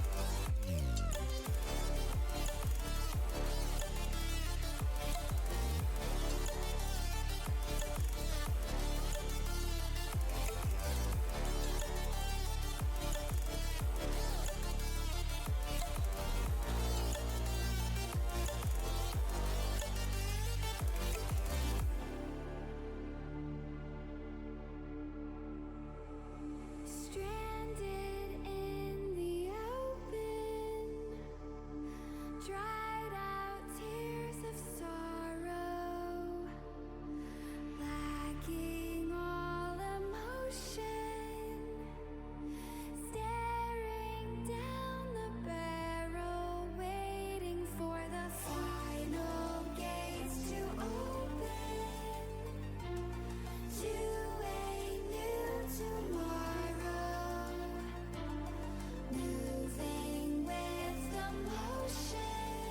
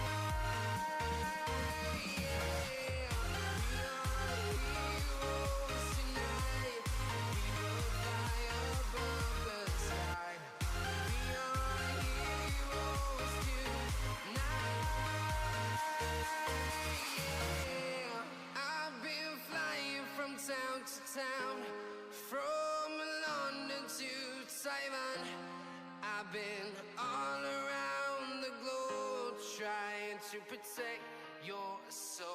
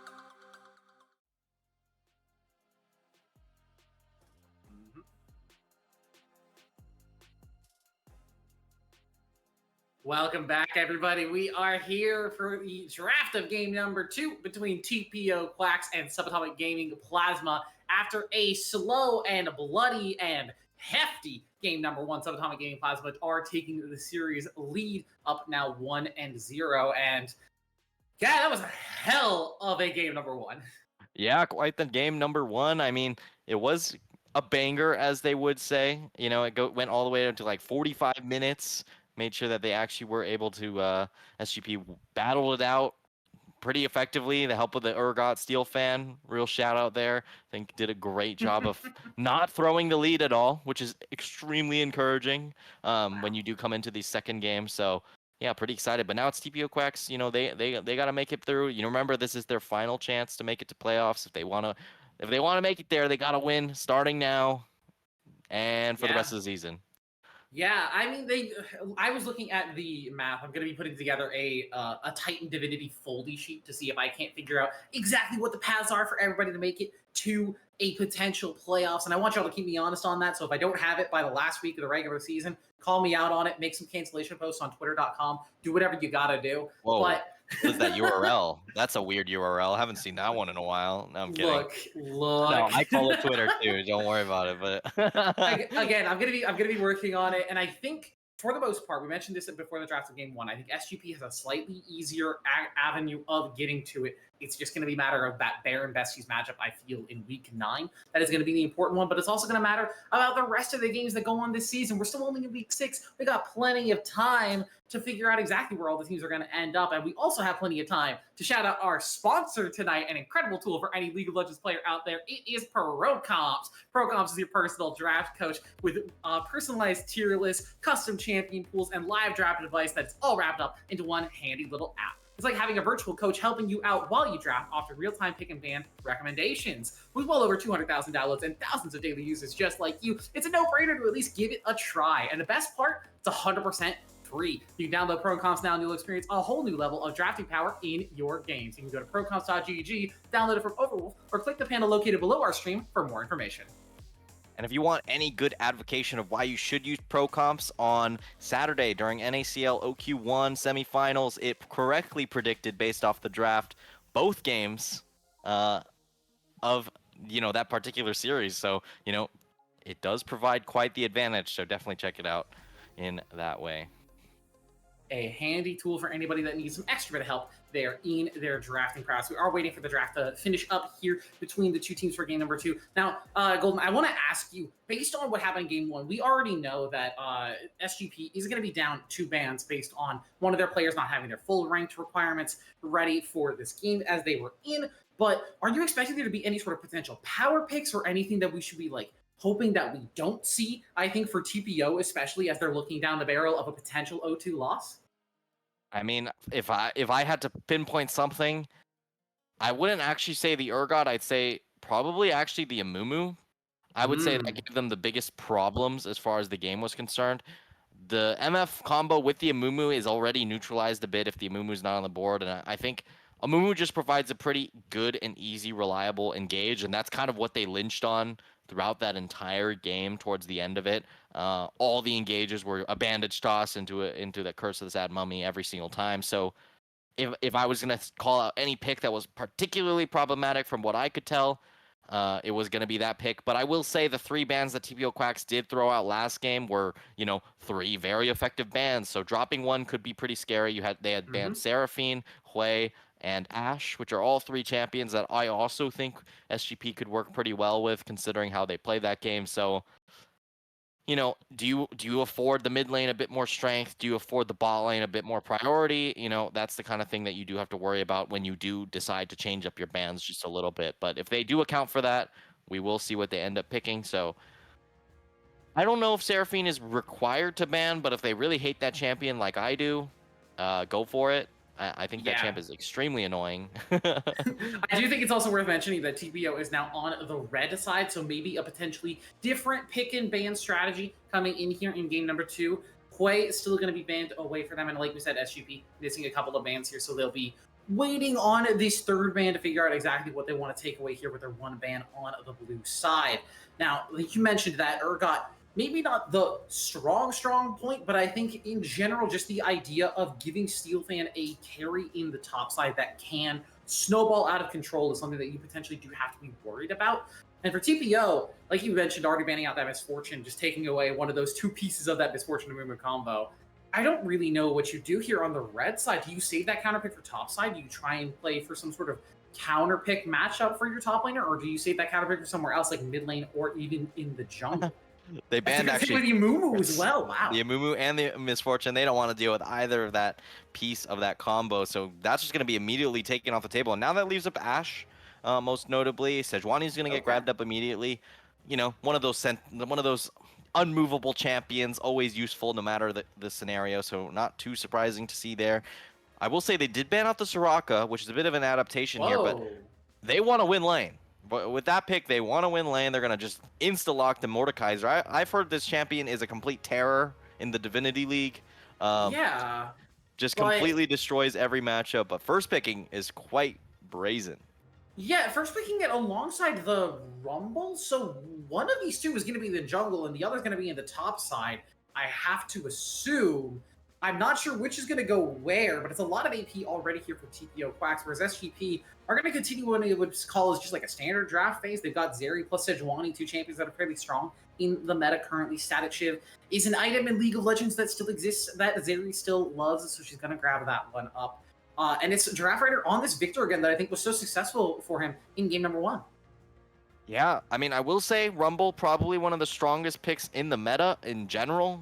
99% presence in pro play. Yeah, something ridiculous like that. Yeah, something ridiculous. Banned about 80% of the time. So seeing it picked is kind of encouraging, but they do need some CC. And since you are playing it in either the jungle or the top lane, you don't get those strong kind of supplementary picks that you usually do get with that Rumble, such as Jarvan or Sejuani. You know, those champs are already gone, so you're going to have to figure out something else to actually combo with, particularly in support. You could run a Nautilus with it. You just click R, the Rumble clicks R, but it is not as easy of a pull as such as like a Vi, a Sejuani, something like that. So, yeah, I'm curious to see how it'll go, but they're banning out Akali and Volibear. Pretty hard matchup. The Akali Victor, obviously, Akali favored very heavily, so not too surprising to see banned out. But the Urgot, gonna get that shout out, also gonna get banned. So a lot of the old comp that SGP ran last game just gonna be banned out fully. I'm already a little worried here for the TPO Quacks composition. This is a lot of magic damage and a lot of crowd control. And Victor and Sejuani are two champions that are not upset to be building Mercury Treads. Victor maybe a little bit. He'd rather have Magic Pen boots, but if you're staring down the barrel of AP jungler, AP top laner, potential AP mid as well, depending on what TPO ends up locking in for that last pick, I think the Mercury Treads have a lot of value here already for TPO with the amount of crowd control and magic damage. Just SGP moving away from those top lane carries we were talking about, and they're actually going to smoothly move into the Scion as a potential pick into either Rumble or Mordekaiser, as it's going to be the Corki last pick for TPO. So they get a little bit more AD in the composition, but it's still a lot of Mercury Treads value in my eyes, at least. Yeah, this is going to be pretty tough for TPO Quacks. They've picked quite the hard to execute comp, which we've already established. You don't want hard to execute comps. You want the easy stuff. You want the Sejuani. You want, you know, a Rel combo on top of that. You know, Scion gets to survive the lane maybe against Mordekaiser. Doesn't feel as affected as some of those other tank picks that you could pick. And the Rumble is not really any CC at all. So all of your CC is kind of on the Leona for the most part, and to actually layer with that equalizer. So that's going to be a big focus here. And I saw something similar over the weekend, but having a central carry be your Corki has been quite difficult for a lot of teams to execute. Yeah. Because Corki is no longer one-shotting everyone. It has to play more like a traditional 80 carry compared to how he was on rework. So it's going to be a lot of execution tests for all of TPO Quacks. If they do get an early lead on this Rumble, if they invade the jungle effectively onto Sejuani, I think they have some opportunity to find themselves a large lead, but it's not going to be that easy when it comes to that mid game where these tanks will be just soaking all of this magic damage. Kai'Sa, Rumble, Leona, Mordekaiser, they're just all AP. It's not going to be so easy to get through Rel, Sejuani, Scion, and in the meantime, you're just gonna get poked down by the Zeri and the Victor Chaos Storm. So it's not gonna be so simple. I think I fully agree with you. Again, SGB has just a little bit easier to execute on all in. They have Sejuani plus Rel for dive and engage. You have Scion to follow up afterwards, and Zeri, who whenever you can buy her space in a fight, she's gonna be happy with just free firing away off of that lightning crash. And for TPO, the onus is on them to get access to that backline, to dive back there, get on top of that Zeri, on top of that Victor. You have the Leona Kai'Sa that have some access, but Rumble is going to throw an ulti back there, hope that he gets some value. Maybe Mordekaiser can stop Scion or stop the Sejuani from getting all in, but it's not as much value as you would hope in a dive composition when you really do need to get access to these backliners. Yeah, I mean, really is on TPO Quacks to snowball this game. They need to get an early lead on this Rumble and just carry it through all the way. Make sure this Rumble is able to 1v1 anyone in the game. And if that's your win condition, that's your win condition. You got to play around it. So I'm expecting early invades, Leona 1+1 with that Rumble, and we'll see if they actually do end up making it happen. But it's SGP definitely has a draft edge in my opinion. Yeah, and again, we'll say it again. This is potentially the last playoff viable matchup for one of these teams. If SGP wins game number 2 here, the playoff hopes are over for TPO Quacks, and they stay alive for SGP. But TPO has the opportunity to snap back, and while their road to getting to that 4th place position, that coveted last spot in playoffs, would be difficult, it's still possible for them. Yeah, so we'll see if they end up making it happen. They need to win this game if they want to extend, or TPO Quacks needs to win this game if they actually want to, extend their life. This is their last lead on life, so they need to make sure that they win it. And it's not going to be easy. They did put themselves in an interesting draft. I think if I saw this draft in like LCK, I'd be like, oh, that's a cool draft. Yes, it's countered by a bunch of MR, but there's still some potential. But I haven't seen the kind of clean early game snowballing, particularly from the Divinity League, where I can say I'm very comfortable with the comp that they actually drafted. So we'll see if they're able to overcome that barrier that has seemed to stop a lot of these teams. Even in NACL OQ, the team that ended up losing on Saturday that was here on Titan Esports, go check out the VOD, they couldn't very easily snowball. It ended up quite difficult for them. And they eventually made it happen, but snowballing is an art, and it's not easy. And if people aren't giving big opportunities for you to find these extra kills or these dives, especially dives where it's high risk plays, it's just going to keep being difficult for a lot of these teams.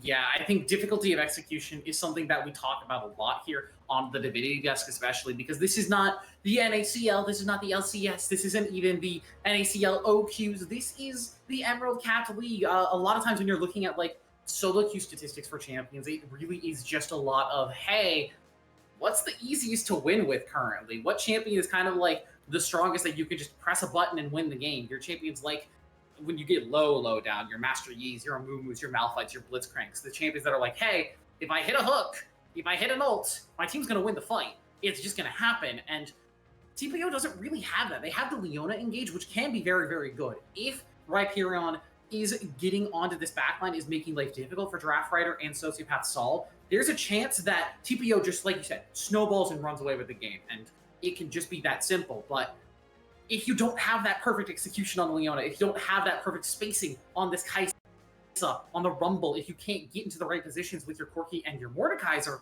you're in a lot rougher of a spot. Yeah, so, hey, I believe we haven't had a game 3 since I've been here, so I'm kind of down.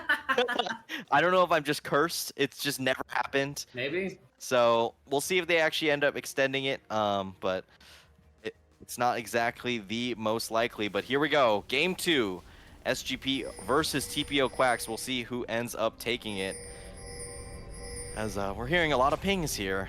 Curious to see what the level 1 will be. Yeah, I am already seeing the level 1 potential here for TPO. It looks like they're going to 5-man walk into the bottom side. Declo might even be a bit late to spot this one out. For correct positioning here from TPO as well, they are getting around a lot of the vision. Nobody spotted just yet. The word's going to come down, so Declo will be able to spot that one out.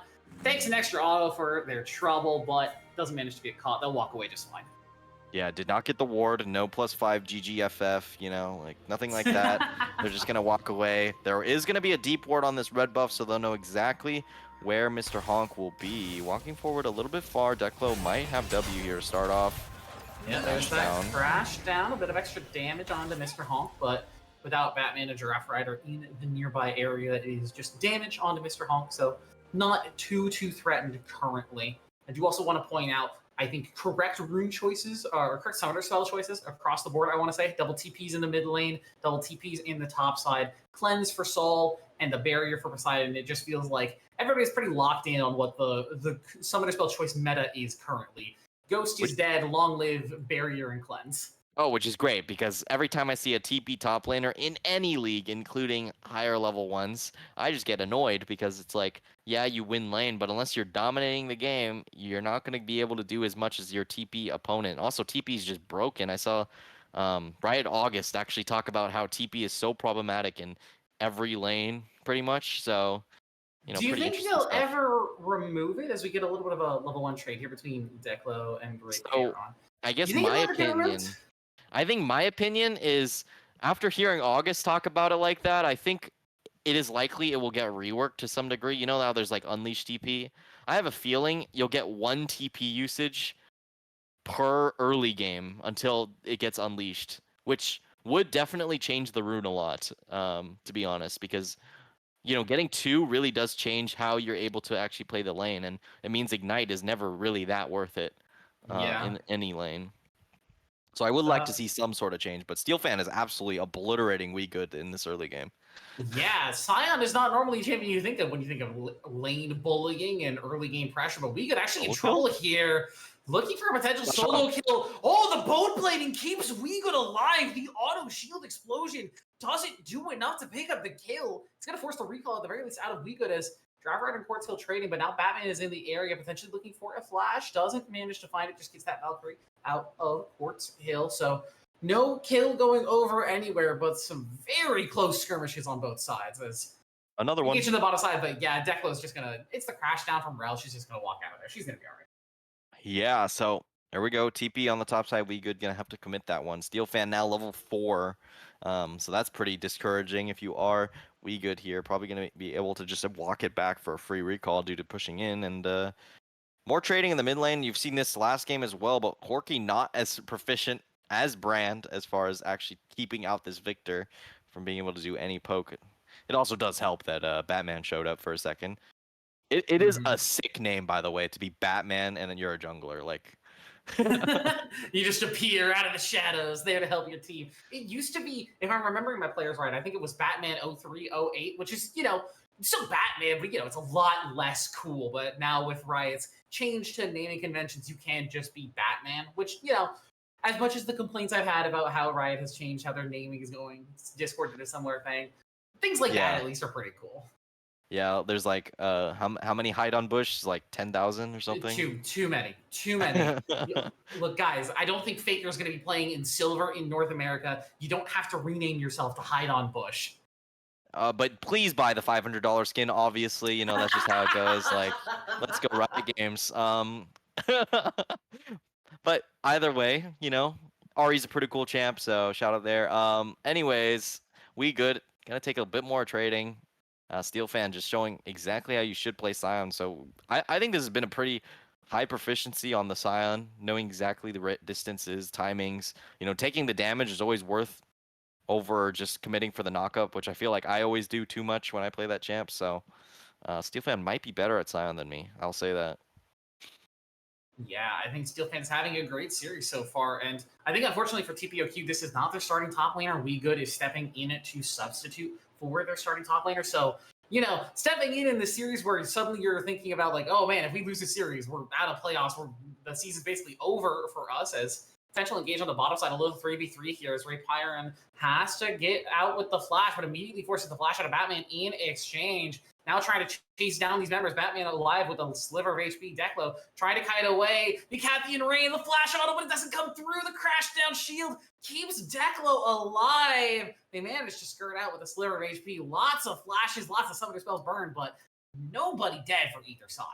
Yeah, just not enough damage early on. The 4v5 did not work out, and it means that, a little bit of pressure is off the back of Giraffe Rider now, and Quartz Hill did end up having to commit that flash, so that is a repeat gank possibility here for Batman.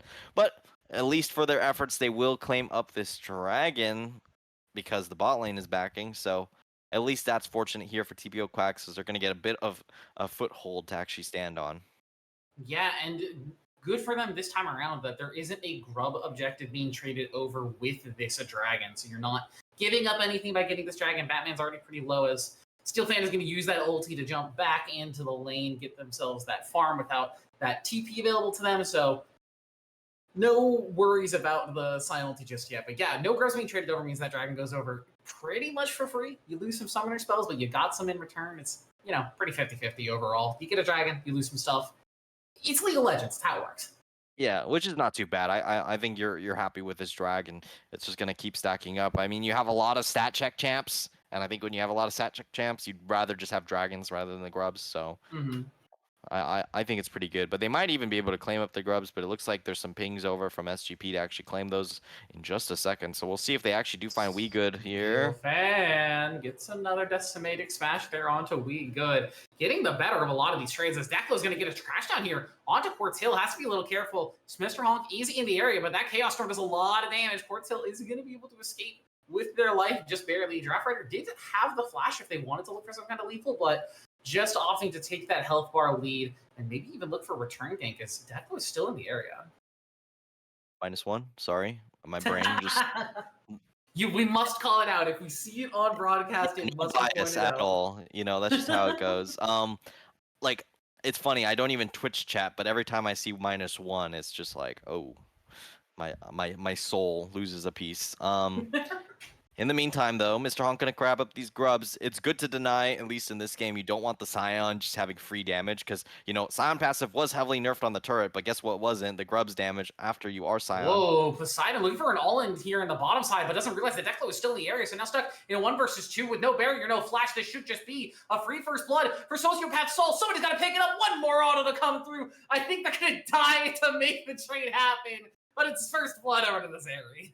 A little bit overzealous there from Poseidon, had no info, it seems like, on where Declo was, and made it real difficult here to actually be able to survive. So Quartz Hill gonna get repeat ganked. No commit there from Batman on that Glacial Prison is gonna mean that Quartz Hill just gets away. No flash needed at all. So not too bad, all things calculated for. Trying to change up considered for, just thinking about it.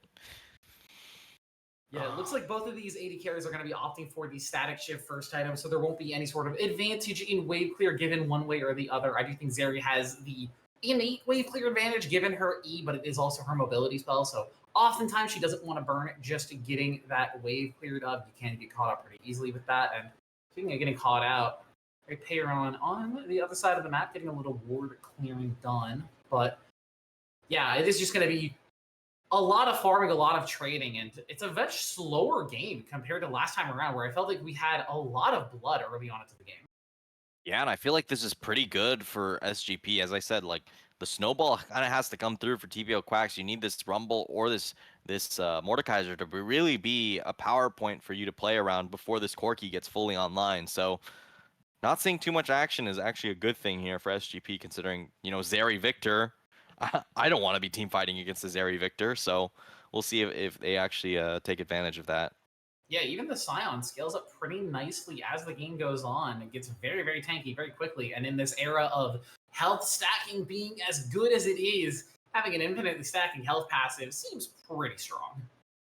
Yeah, I mean, oh, hold that thought. Engage on the bottom side. Declo and Repairon trading here. Now Sociopath Saul is going to get caught up, but has the cleanse there for that Solar Flare. There's the Magnet Storm crash down from Declo. They're going to burn that Killer Instinct out of Poseidon. Sociopath Saul will find their second kill of the game. Now Mr. Honk is here. Puts down that red card, but doesn't get a lot of value out of it. Batman now potentially looking for a re-engage here. Doesn't have access to that Glacial Prison, but Flash available. They're just going to force Mr. Honk and Poseidon away and be happy that they take a kill there on their 8th carry. Yeah, Declo might look for a re-engage here in just a second if Poseidon's not careful. Quartz Hill, nice engage forward, but Poseidon's gonna properly respect this as nothing else is gonna happen. I will say one interesting purchase I'm seeing is Symbiotic Souls, or Symbiotic, yeah, it is Symbiotic Souls, right? On the Leona, which I don't know if I'd go with that game. This game, considering there is that Zeri in this game, and Oh, Poseidon. Ooh. Oh, Poseidon stepping up too far. Still has the flash, has the barrier as well. If they do get in trouble, they're going to pop that one just to stay safe. Sociopath Saul doesn't have that lightning crash this time, so it is just going to be the instant turnaround. Deja vu, I've been here before, as now it's the SGP bottom lane engaging without information. It's the TPO Quacks bottom lane punishing. Yeah, well played there from Poseidon. Not necessarily, baited, but, that did actually act as a carrot on the stick there. Going to be able to actually find that. I believe this shouldn't really... Oh, never mind. Draft Rider is in the area. Potentially can get a laser over the wall. There's that unstoppable onslaught, and goodbye, we good. Hello, Steel Fan getting on the board now as they donate the kill over to Giraffe Rider, but all that presence shown topside means that it's now 2 dragons in favor of TPO Quacks on the bottom side. And that second spawn of Grubs might go in favor of SGP, but they might be looking for a mid lane play instead. Yeah, they're gonna find Mr. Honk. Gets that crash down onto him, CC'd up. The Solar Flare is there, but it's not onto the targets that you really need to be worried about as Batman is going to find that last hit. Glacial Person just coming off of cooldown. I don't think they want to opt for any over-aggression onto Quartz Hill, as they know without a jungler, the second spawn of Grubs should mean that they get to even things up at the very least on the top side of the map. Britty, why do you speak? You know, like as soon as you say nothing's happening, suddenly we find ourselves 6 kills in about 5 minutes. So that's my secret, Golden. I'm play-by-play. I want things to be happening. I use my caster curse for good. Yeah, I was just having a good thought, and then suddenly like 5 fights happen. That's interesting how that works. Colors are suppressed. No, I'm kidding. As they're now going to move and take over this grub. So SGP, you know, losing 2 Drakes on this early game, but finding themselves with quite a nice gold lead, and the snowball that I felt like TPO Quacks had to execute on hasn't really come through in any way. And I really have to say, I think the high execution of Rumble in particular has been kind of a sour point in this early game. It's not so easy to even see the angles since you don't have any hard CC. And then, you know, on top of that, your ultimates really have to be perfect on that angle. Yeah, you really have to be relying, I feel, on Ray Perron on this Leona to set you up for it, as that's really your only other hard crowd control in this game, aside from maybe We Good sending somebody to the death realm. They're going to force the flash out of Steel Fade. It is the Rylai's completed from We Good, so perma slowed is the Scion, but I'm going to be real, does he even care? I think he's just going to walk away. He's going to be fine. And it's not going to get much easier. I think that's probably going to be the oh my god, new item. My brain is blowing up. The Kanickerker, the Hollow Radiance. Hollow Radiance. There you go. I think it's probably going to be Kane because I think Hollow builds out of the Bonnies plus a Spectre's Cowl and not the Negatron Cloak. Yeah, I think it's Spectre's Cowl on that item. Okay, well, either way, it's not going to get easier considering those checks are very good.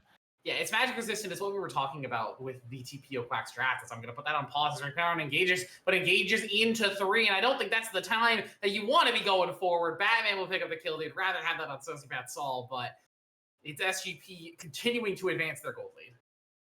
Yeah, the snowball so far for SGP has been pretty clean. No real big blunders besides that one bot lane carrot on the stick incident. And now they're just going to claim up this Rift Herald for TPO Quacks. They've just been trading across the map, but it's been net positive for SGP in every single way so far. Unless the soul does end up going TPO Quacks, it feels like nothing productive has really happened here for Quacks. Yeah, I want to see how this Herald gets put to use. Is it going to be able to open up mid lane, open up top lane, free up your Leona to roam a little bit more, maybe even look to try and free up your Corki to get on the map a little bit sooner, as Simon's going to get a little poke onto Declo. But Declo, support MVP here, holding the way for the 80 carry. You'll love to see it. Yeah, if you don't do that, you're trolling. Not True, gonna lie. Actually. So every support player needs to just take notes right there. Flash forward from Ray Perron, immediately traded with the flash from Sociopath Sol. That was the other thing I was about to talk about. You can walk forward and tank the wave if you know where the enemy bottom lane is, if you know that you're not like in immediate threat danger, but it's very easy for the enemy bottom lane to say, hey, this person's overstaying and tanking this wave, let's just kill them. Yeah, that is also a possibility, but if you're given the option, definitely do it. It definitely helps your 80 carry, and at the end of the day, 80 carries are made to be supports dogs, basically. In my mind, as a support player, this is my own opinion. It's my own opinion, so... This opinion is not affiliated by Titan Esports. This is the opinion of Golden Gad as his own individual. Exactly. So, you know, if you disagree, message me on Twitter/X. We can debate, sure. I don't know if you want to be calling that out in particular, but it is going to be TPO looking to position here for a potential soul point as they're going to engage down at the Declo, but this is an Aftershock RL. I don't know if this is exactly the target you can be engaging on. It's a great Magnustorm to pull him into that gravity well, but it's just not enough CC on top of it. The kill will finally come through. Declo does fall.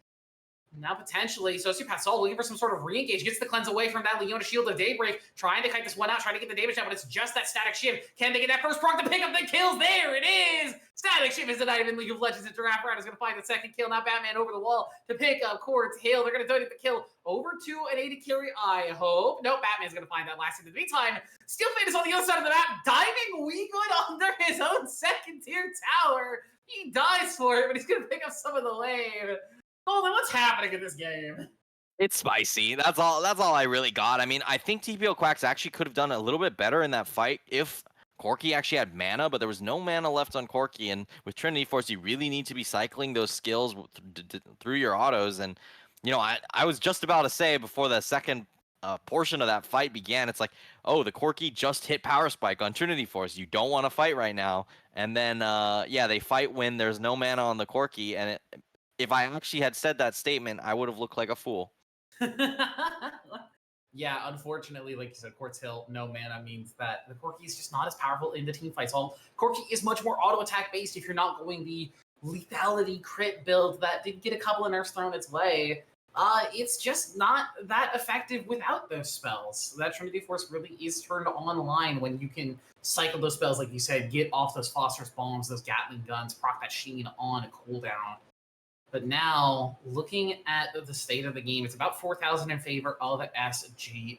And it's just a matter of what can they do with this lead, as Hyperion is going to deny an engage from Batman to make sure that his bottom lane stays safe. Yeah, pretty interesting stuff there. The control ward stays up. Actually spots out Mr. Honk there. Could have actually had a big opportunity if they had no vision on that particular ward. Poseidon gonna look for a bit of damage, not gonna find anything. They're gonna put down the Rift Herald in this mid lane, but there is everyone in the area. And there's a bit more side laning here, Krisher. Mr. Honk is gonna get this charge, and there's a potential for an engage here, but the Herald's not even actually gonna open up the turret. The turret manages to stay up. Like you said, all the members of SGP that needed to be here are keeping this turret alive, and TPO Quacks, I feel like, are kind of getting spread thin across the map. You can see that bottom lane wave is crashing in, and Steelfan has just been making life difficult for WeGood here up in the top side. Yeah, this is the problem with going Rylai's first into Scion. You really just never are going to even threaten the kill. Of course, unless Steelfan dives 2 turrets, but that is besides the point.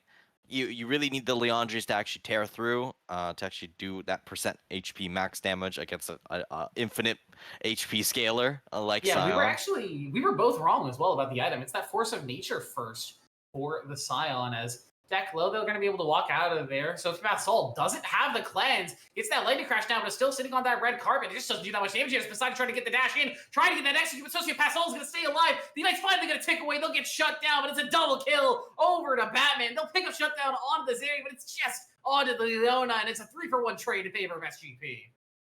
Batman is, I don't know if KSing or just carrying the game. Can't say either way, but just gonna keep getting these kills. 5-0-4 on the Sejuani, as that is my favorite jungle champion, which is a strange statement to say. I mean, shout out there.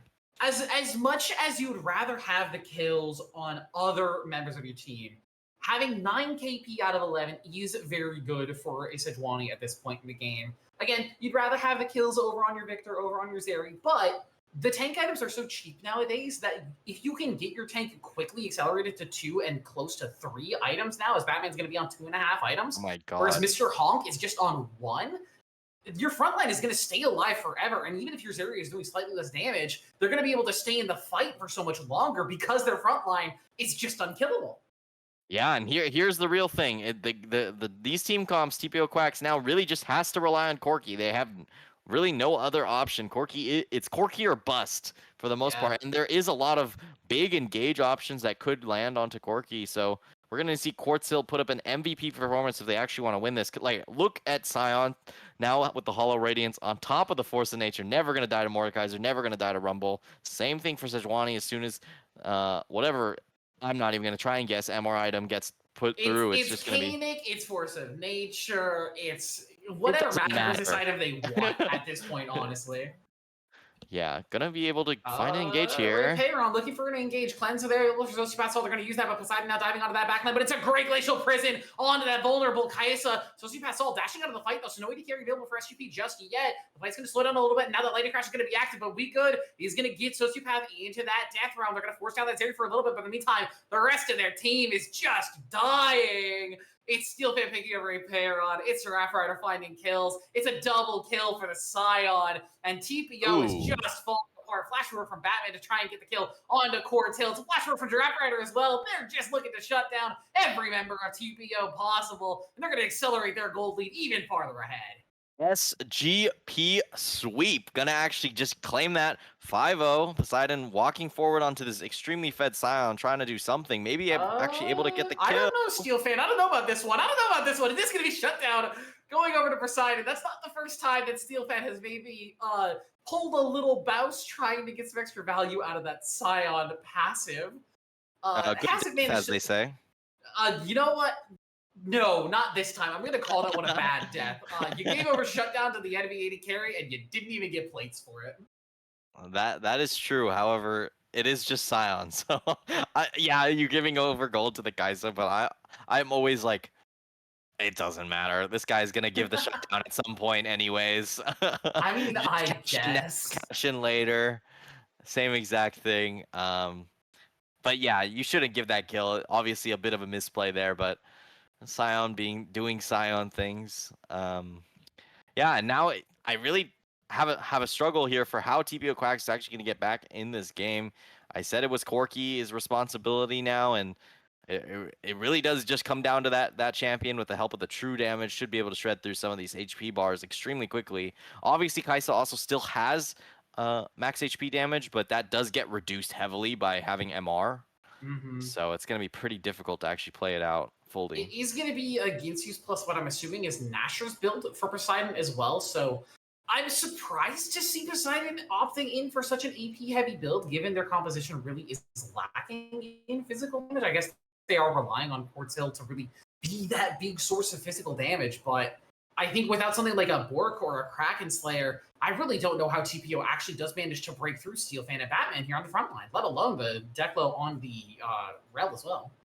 Yeah, I just watched Cortail auto Steelfan twice for exactly 300 damage, so I'm a little bit discouraged. Oh, Batman engage in the mid lane. Poseidon looking to be in a bit of trouble. And Sociopath Soul is just going to delete them with the lightning crash. Great Payron forced to run away, but pretty tanky on the Leona, so we'll be managed to get out of there. Court still forced to dash over the wall, but yeah, this is just SGP's map. And they're looking to say, hey, we are stronger than these other bottom of the standings teams, and we are looking to make the push in a run towards playoffs. Can't count them out just yet. Yeah, almost 8K gold lead here, so that's about as large as it can get, about 25 minutes in. The Baron is up. They can look for it. Mr. Honk going to get engaged on. Not going to be able to find too much. Now we good in a bad spot.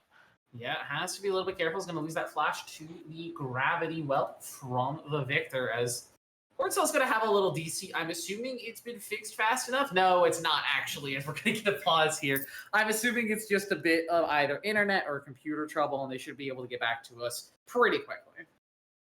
Yeah, now we're just going to go straight into our faces. Hello. We're back. We're back. Let's go. That's like the motto of today. It's what everybody's here for. That's what they all want. Yeah, I mean, hey, SGP's making it quite a show here. They're executing on their own snowball pretty effectively. I don't think they've really given too much up over to TPO Quacks after those first 2 dragon kills. So far it's been a pretty clean game, and that's encouraging for the rest of the season as they do move forward. Steelfan, a real big plus point here. Yeah, big performance from him in this series. The Urgot from game 1, a very big silent threat, and now just playing for the team on this Urgot in game 1. Now playing for the team on the Scion here in game number 2. Can you tell my brain is fried from the heat a little bit? On game number 2, the Scion has been would work if I had AC. Unfortunately, I don't. But yeah, it is going to be Steelfan on the Scion this time around, being much better for the team. making sure that the team is able to have enough space to be able to fight. And something we were talking about a lot through this is, despite the frontliners getting a lot of the kills in this game, Batman especially picking up a lot of the kills that some people might say would be better off used on their mid lane or on their AD carry, it's accelerating your tank to a point where they just absolutely cannot die. Yeah, and Sejuani is a champion that really does benefit a lot from base stats. Some of the best margins for maybe potentially solo killing do come off of just base stats upgrades and kind of level advantage shenanigans, stuff like that. There's a reason Sejuani is so prevalent as she is. You know, kind of right now probably our best candidate of the title of Ornn. You know, tank assassin, Tank assassin, bruiser, mage, She, support. AP, probably AD, the OP. best candidate currently now that Cassante has been okay. I say nerfed, but this champ's back in pro play. Hang on, because it's still Cassante. You have to realize Cassante is still a champion designed by Riot Games in the year 2023 or 2024. I'm forgetting even when it came out. 2023. No, maybe 2022. Oh my god. Wait, Lil Nas X. It was like Wait. 2 years ago. Oh my god, yeah, it was because it was Star Walking. Oh my god. Yeah. Wow, Well, we are. time flies, right? Time flies too fast. I don't like it. Cassante is still a modern champion from Riot Games, which means he's never truly going to be irrelevant. But thankfully, we don't have to worry about him because he's not picked in this series so far, at the very least. As long as if we go to game, I don't think we've casted a single game of Cassante so far. Now I'm thinking about it. Divinity League, maybe not a Cassante champion, which makes sense, or a Cassante League, which makes sense. Thank you, Divinity League, for not forcing me to cast Cassante and realize, oh my god, how dumb this champion's kit is. But either way, we're talking about the game that's happening now, and if you're just joining us, we are in a pause as it looks like the the TPO mid laner disconnected for one reason or another. We're not 100% sure on what, but for now, it is SGP up in the series currently, and they're looking to continue their hopes for playoffs in this potential win that they take. If they win here, their playoffs hopes are alive, and I think they have a doable road. I'm not going to call it easy by any means. I'm not going to say that it's like impossible to overcome, miracle run incoming, but it's a tough road, but it's doable. Yeah, and having a little bit of hope can always snowball into something greater. So there's always that chance. As long as they keep the hope alive, they can extend that series, their chance, improve their standing to the point where they make it to top 4. I guess while we're in this pause, we'll just update off of one game that did just finish. We got Monkeys versus the Imperial Gaming. Monkeys going to take the win on that particular match. Just perusing the scoreboards a bit. See if we get any more potential results coming through. But I think something to talk about while we have a second here is actually the Monkeys' sort of rise to fame here in the second half of this season. They started off very rough for their squad, but I have a caster who's been around for a little bit, and I've seen a lot of these players in the Divinity League in the ages back when it was the Guardians League, now the Executioners League. They're players that have been around the scene a lot before, have an understanding of the competitive scene at this level, and know what the heck they're doing. I always believed that they were going to make a comeback, but to see it happen this dramatically for them, I think is really shocking, at the very least for me. And I'm happy to see that they're continuing to push forward and maybe are looking to have an upset of their own to come into playoffs and maybe shut down some of the hopes of some of these other teams here in the league. Yeah, now they put themselves at 3-3, which is, at this point, at that 4th place position, depending on who else ends up taking wins today. And it was against another team that is sitting at 2-3, which was Imperial Gaming. So that really does solidify their lead over that team in particular. And I mean, seeing some of these champions that they did end up picking, you see Cassio, pretty interesting champion there. We see Ivern as well. I think Ivern is underpicked criminally. So yeah, I know a lot of the Monkeys boys especially do love their Ivern Singular Bread. A well-known personality around the scene, definitely someone who likes to talk about how busted that champion is. And I can't say I disagree. Ivern is very, very good. And I think if you know how to work with the pathing and can look for some cheeky invades here and there, this champion can be so, so impressive. Yeah. I mean, having Ivern means that you can have one less enchanter support when enchanters are good. And I'd say right now the items, at least for enchanters, are very strong. So maybe not the champions themselves. So having it and shifting it over to the jungle role having a bit more AP. I've seen, okay, I don't know if this is just a solo queue meme build, but have you Oh seen yeah, the one full shot AP. Ivern with Daisy just smack, smack, smack, you just die instantly? I've Full seen AP that one. Ivern, Daisy with Rylai's just starts chasing you down, beating the hell out of you. It looks really gross, but it's also like a really snowbally build. Like you get a 25 stack Magi. It's very, very good. But other than that, it's kind of just like, like you said, Enchanter items are really good right now. I was predicting at the very least at the beginning of this season when we started to see these item reworks, since AD carries were going to be so strong, Enchanters were going to be really strong. We haven't seen a lot of it in professional play. It has been a lot of just, hey, we're going to stick with our Leonas, our Nautiluses, our Rakans, these consistent and simple champions that can just engage and can just make things work. But unfortunately, I was wrong on that one. I'm hoping as we start to see like the worlds start to pick up, the summer seasons start to get into full swing, maybe we'll see some more enchanters here and there because I do still think they're really strong in solo queue especially. But I don't know. I'm hoping that we see more of them. There's really only one reason why enchanters aren't played, and if this item gets nerfed, probably see it shift up a bit, which is probably Warmogs. Could it be Warmogs? Could it possibly be?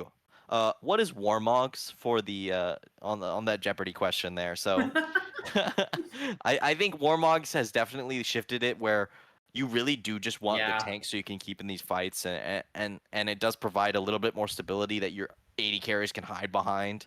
I think as soon as that item gets nerfed, it should be a bit better for enchanters. But I've heard word we Yeah. might be getting in soon, so I'm getting Why on earth excited. did we give Warmogs movement speed? Why did this item need movement speed?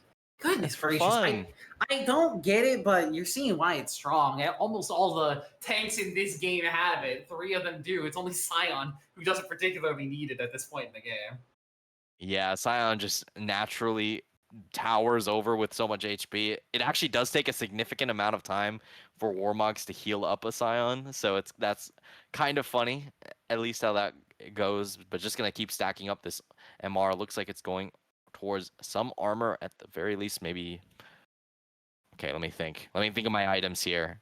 All right. Okay. This is your quiz. Oh no, I forgot. It's the despair one. Yes, Unending despair. That's the one. This is an item that I think has been busted for quite some time. It was more broken when the item CDR Hunter rune still existed over there in the red tree. You could get that cooldown to ridiculously low numbers. I think like less than 4 seconds in a fight. Now it's stuck at 5 because you don't have access to easy item CDR in your runes anymore. You have to take the Cosmic Insight rune on that secondary tree, which is, it's all right. It's not great, but it's not terrible.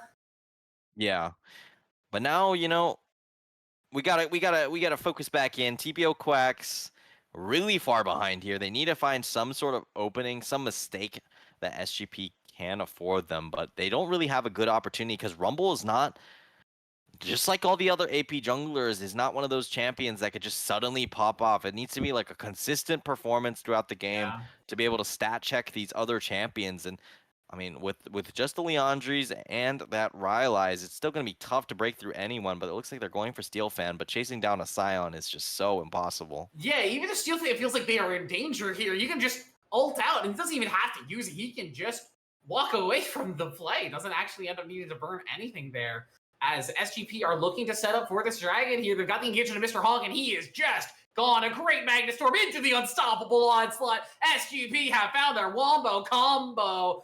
TPO Quacks are on the receiving end of it. They are not feeling good here, as it's a potential even turn to Baron here for SGP. Yeah, they're going to just shift their focus towards mid. They might be able to just claim up this Baron, which, I mean, I don't think TPO Quacks can even do anything 3v5 at this point. It looks so dire for their exact team. They need to find just the most miraculous scenario ever, but since Sociopath Soul actually took cleanse, it's been a lot harder for them to actually combo since their CC is so singular in that Leona. So a huge pickup there for Saul to actually have that cleanse. Very wise. At the very least, they might get Dragon. Steel Fan is going to do some interruption here and make life difficult for Poseidon and We Good. And I think he's going to stall them long enough that they actually can't do this with Giraffe Rider on the way. Quartzell's going to TP in, but who does damage to this Scion? Who's actually going to hurt this guy? The AP Kaisa is going to, get some poke in, but it's already a lot of magic resist being built by Steel Fan. There's that red carpet from Mr. Honk.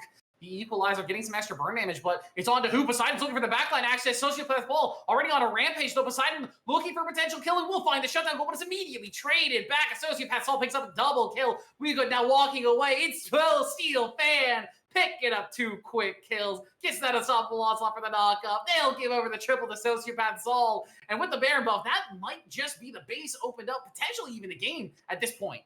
Is this season 6? We're watching tanks roll over 80 carries. This is a completely different meta. Haven't seen this in quite a long time. It's been a lot of more bruiser style, but these tanks have been beefy and absolutely destroying. They're just going to look to actually force the end with the help of these 3 grubs that they do have picked up.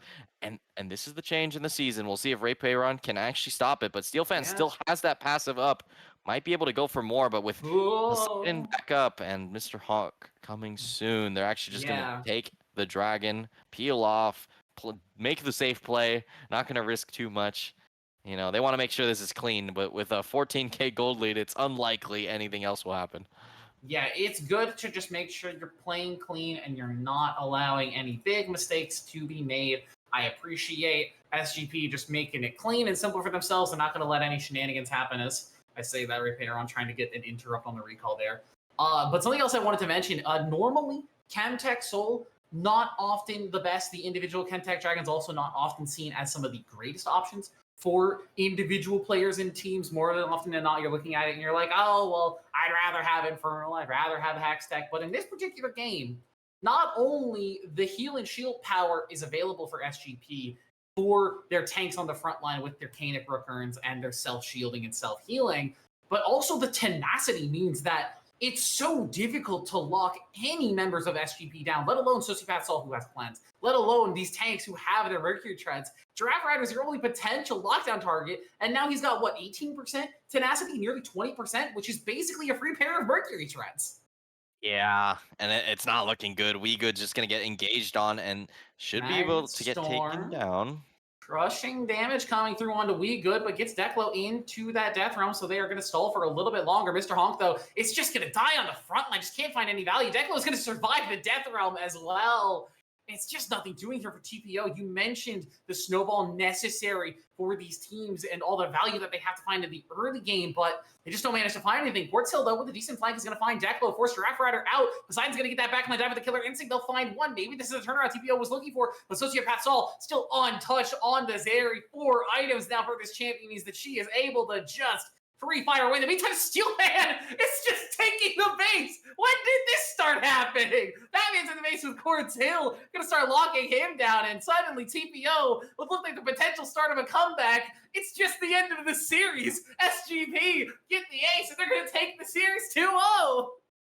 2-0 for SGP, and it feels like it was such a dominant win in this particular game. SteelFan really making a name for themselves. And also, I think it's important to note, this draft was overcooked. I'm not going to lie, from the side of TPO Quacks. It's too hard to too difficult to actually execute, and there's too many conditions that need to go properly for that draft to actually work out. So it's just going to be, you know, the simple draft wins in both of these games. You know, maybe everyone should take notes. You should just draft a couple simple champions so you can make the hard to execute champions easier to play. So they have the Zeri and the Victor, which are not necessarily easy to play, and then you pair it with a bunch of easy to play champions, and suddenly you got magic in the cauldron. So your barrier of execution lowers so much when you draft these simple engage tanks, your Rels, your Sejuanis. Even though Leona, I think, was a great call in general for TPO Quacks here, but I also want to say that you're marrying that up with a Rumble jungle that has to get ahead so early in the game. You're bringing it up with a Mordekaiser that has to be winning lane versus a Scion that, again, that barrier to entry, that barrier to skill level is just so high for TPO Quacks. And I think when you're looking at an all or nothing game, it's just not normally what you want to look for. In this case, it is going to be SGP taking it home and keeping their playoff hopes alive. And the miracle run for them, the road is open and available in front of them. Okay, Brittany, it's time. The foldy sheet needs to come through. How does SGP make it to playoffs? Okay, because I was writing this down and I was looking at this earlier. I don't have the full foldy sheet available, but I did have an idea of how this happens for SGP. They have a potential option of they still have to fight against IG and TMG, which I think are teams that they should be expected to win against. IG, especially with their recent slumps, I think SGP, the way they were playing today, definitely means that they can find a win against them. True Minded Gaming, I think, are struggling currently and are a team that still SGP can be favored to win against. They do have Monkeys on their radar as one of their potential matchups. And that's going to be the most important. Yes, is a matchup that is a struggle for them if Monkeys continue on their upward trend. And then in week 9, they have Baron Besties, which I think will be their toughest matchup of all, assuming that Baron Besties stay at about the same power level as they have currently. The road is there for SGP if they can win some of these important matchups, because I think they can't lose to any of these teams if they want to keep their playoff hopes alive. They need Baron Besties to go down. They need Monkeys to fall below them in the standings. And that means when you get to them in week 9, as long as they haven't, won every single one of their series and you haven't dropped any of those games, you've got to beat them. And it's going to be a tough matchup. Yeah, but they showed inspiring team play there in these last 2 games. So I think if the pieces come together, if they practice a bit, I think they can make it happen. We'll see. I think every team so far that I've seen has some flaws here and there that really can be exploited. I think it's just about analyzing where's some weak points on the map, or how you actually end up team fighting, and on what people's tendencies are towards these champions. If you can pick out a certain champion that you think counters a pool, go for it. This is the time to make things happen. If you do want to lock in that playoffs, you need top 4 out of 10 teams. So it's not exactly easy, especially when 3 of those spots are most likely like pretty much locked in, as long as Dorado doesn't continue to go down the table. So yeah. And again, that is going to be it for TPO Quacks. Their playoff hopes to die here. But they can still play spoiler. They can still play upset for any of the other teams that they have matchups with for the rest of the season. So keep your eyes out for this team. See if they take any upset wins that really shake up the table and the roster. But I think that is going to be it for us tonight. Ivan, What Too Pretty. Golden Gat is right below me. We've had Loki Bear and War Eagle on production, making sure that everything in the back runs as smoothly as possible. Again, thank you all so much for joining us. We wouldn't be able to do this without you. And we'll catch you all next week for some more Titan Esports Divinity League action. Have a good night.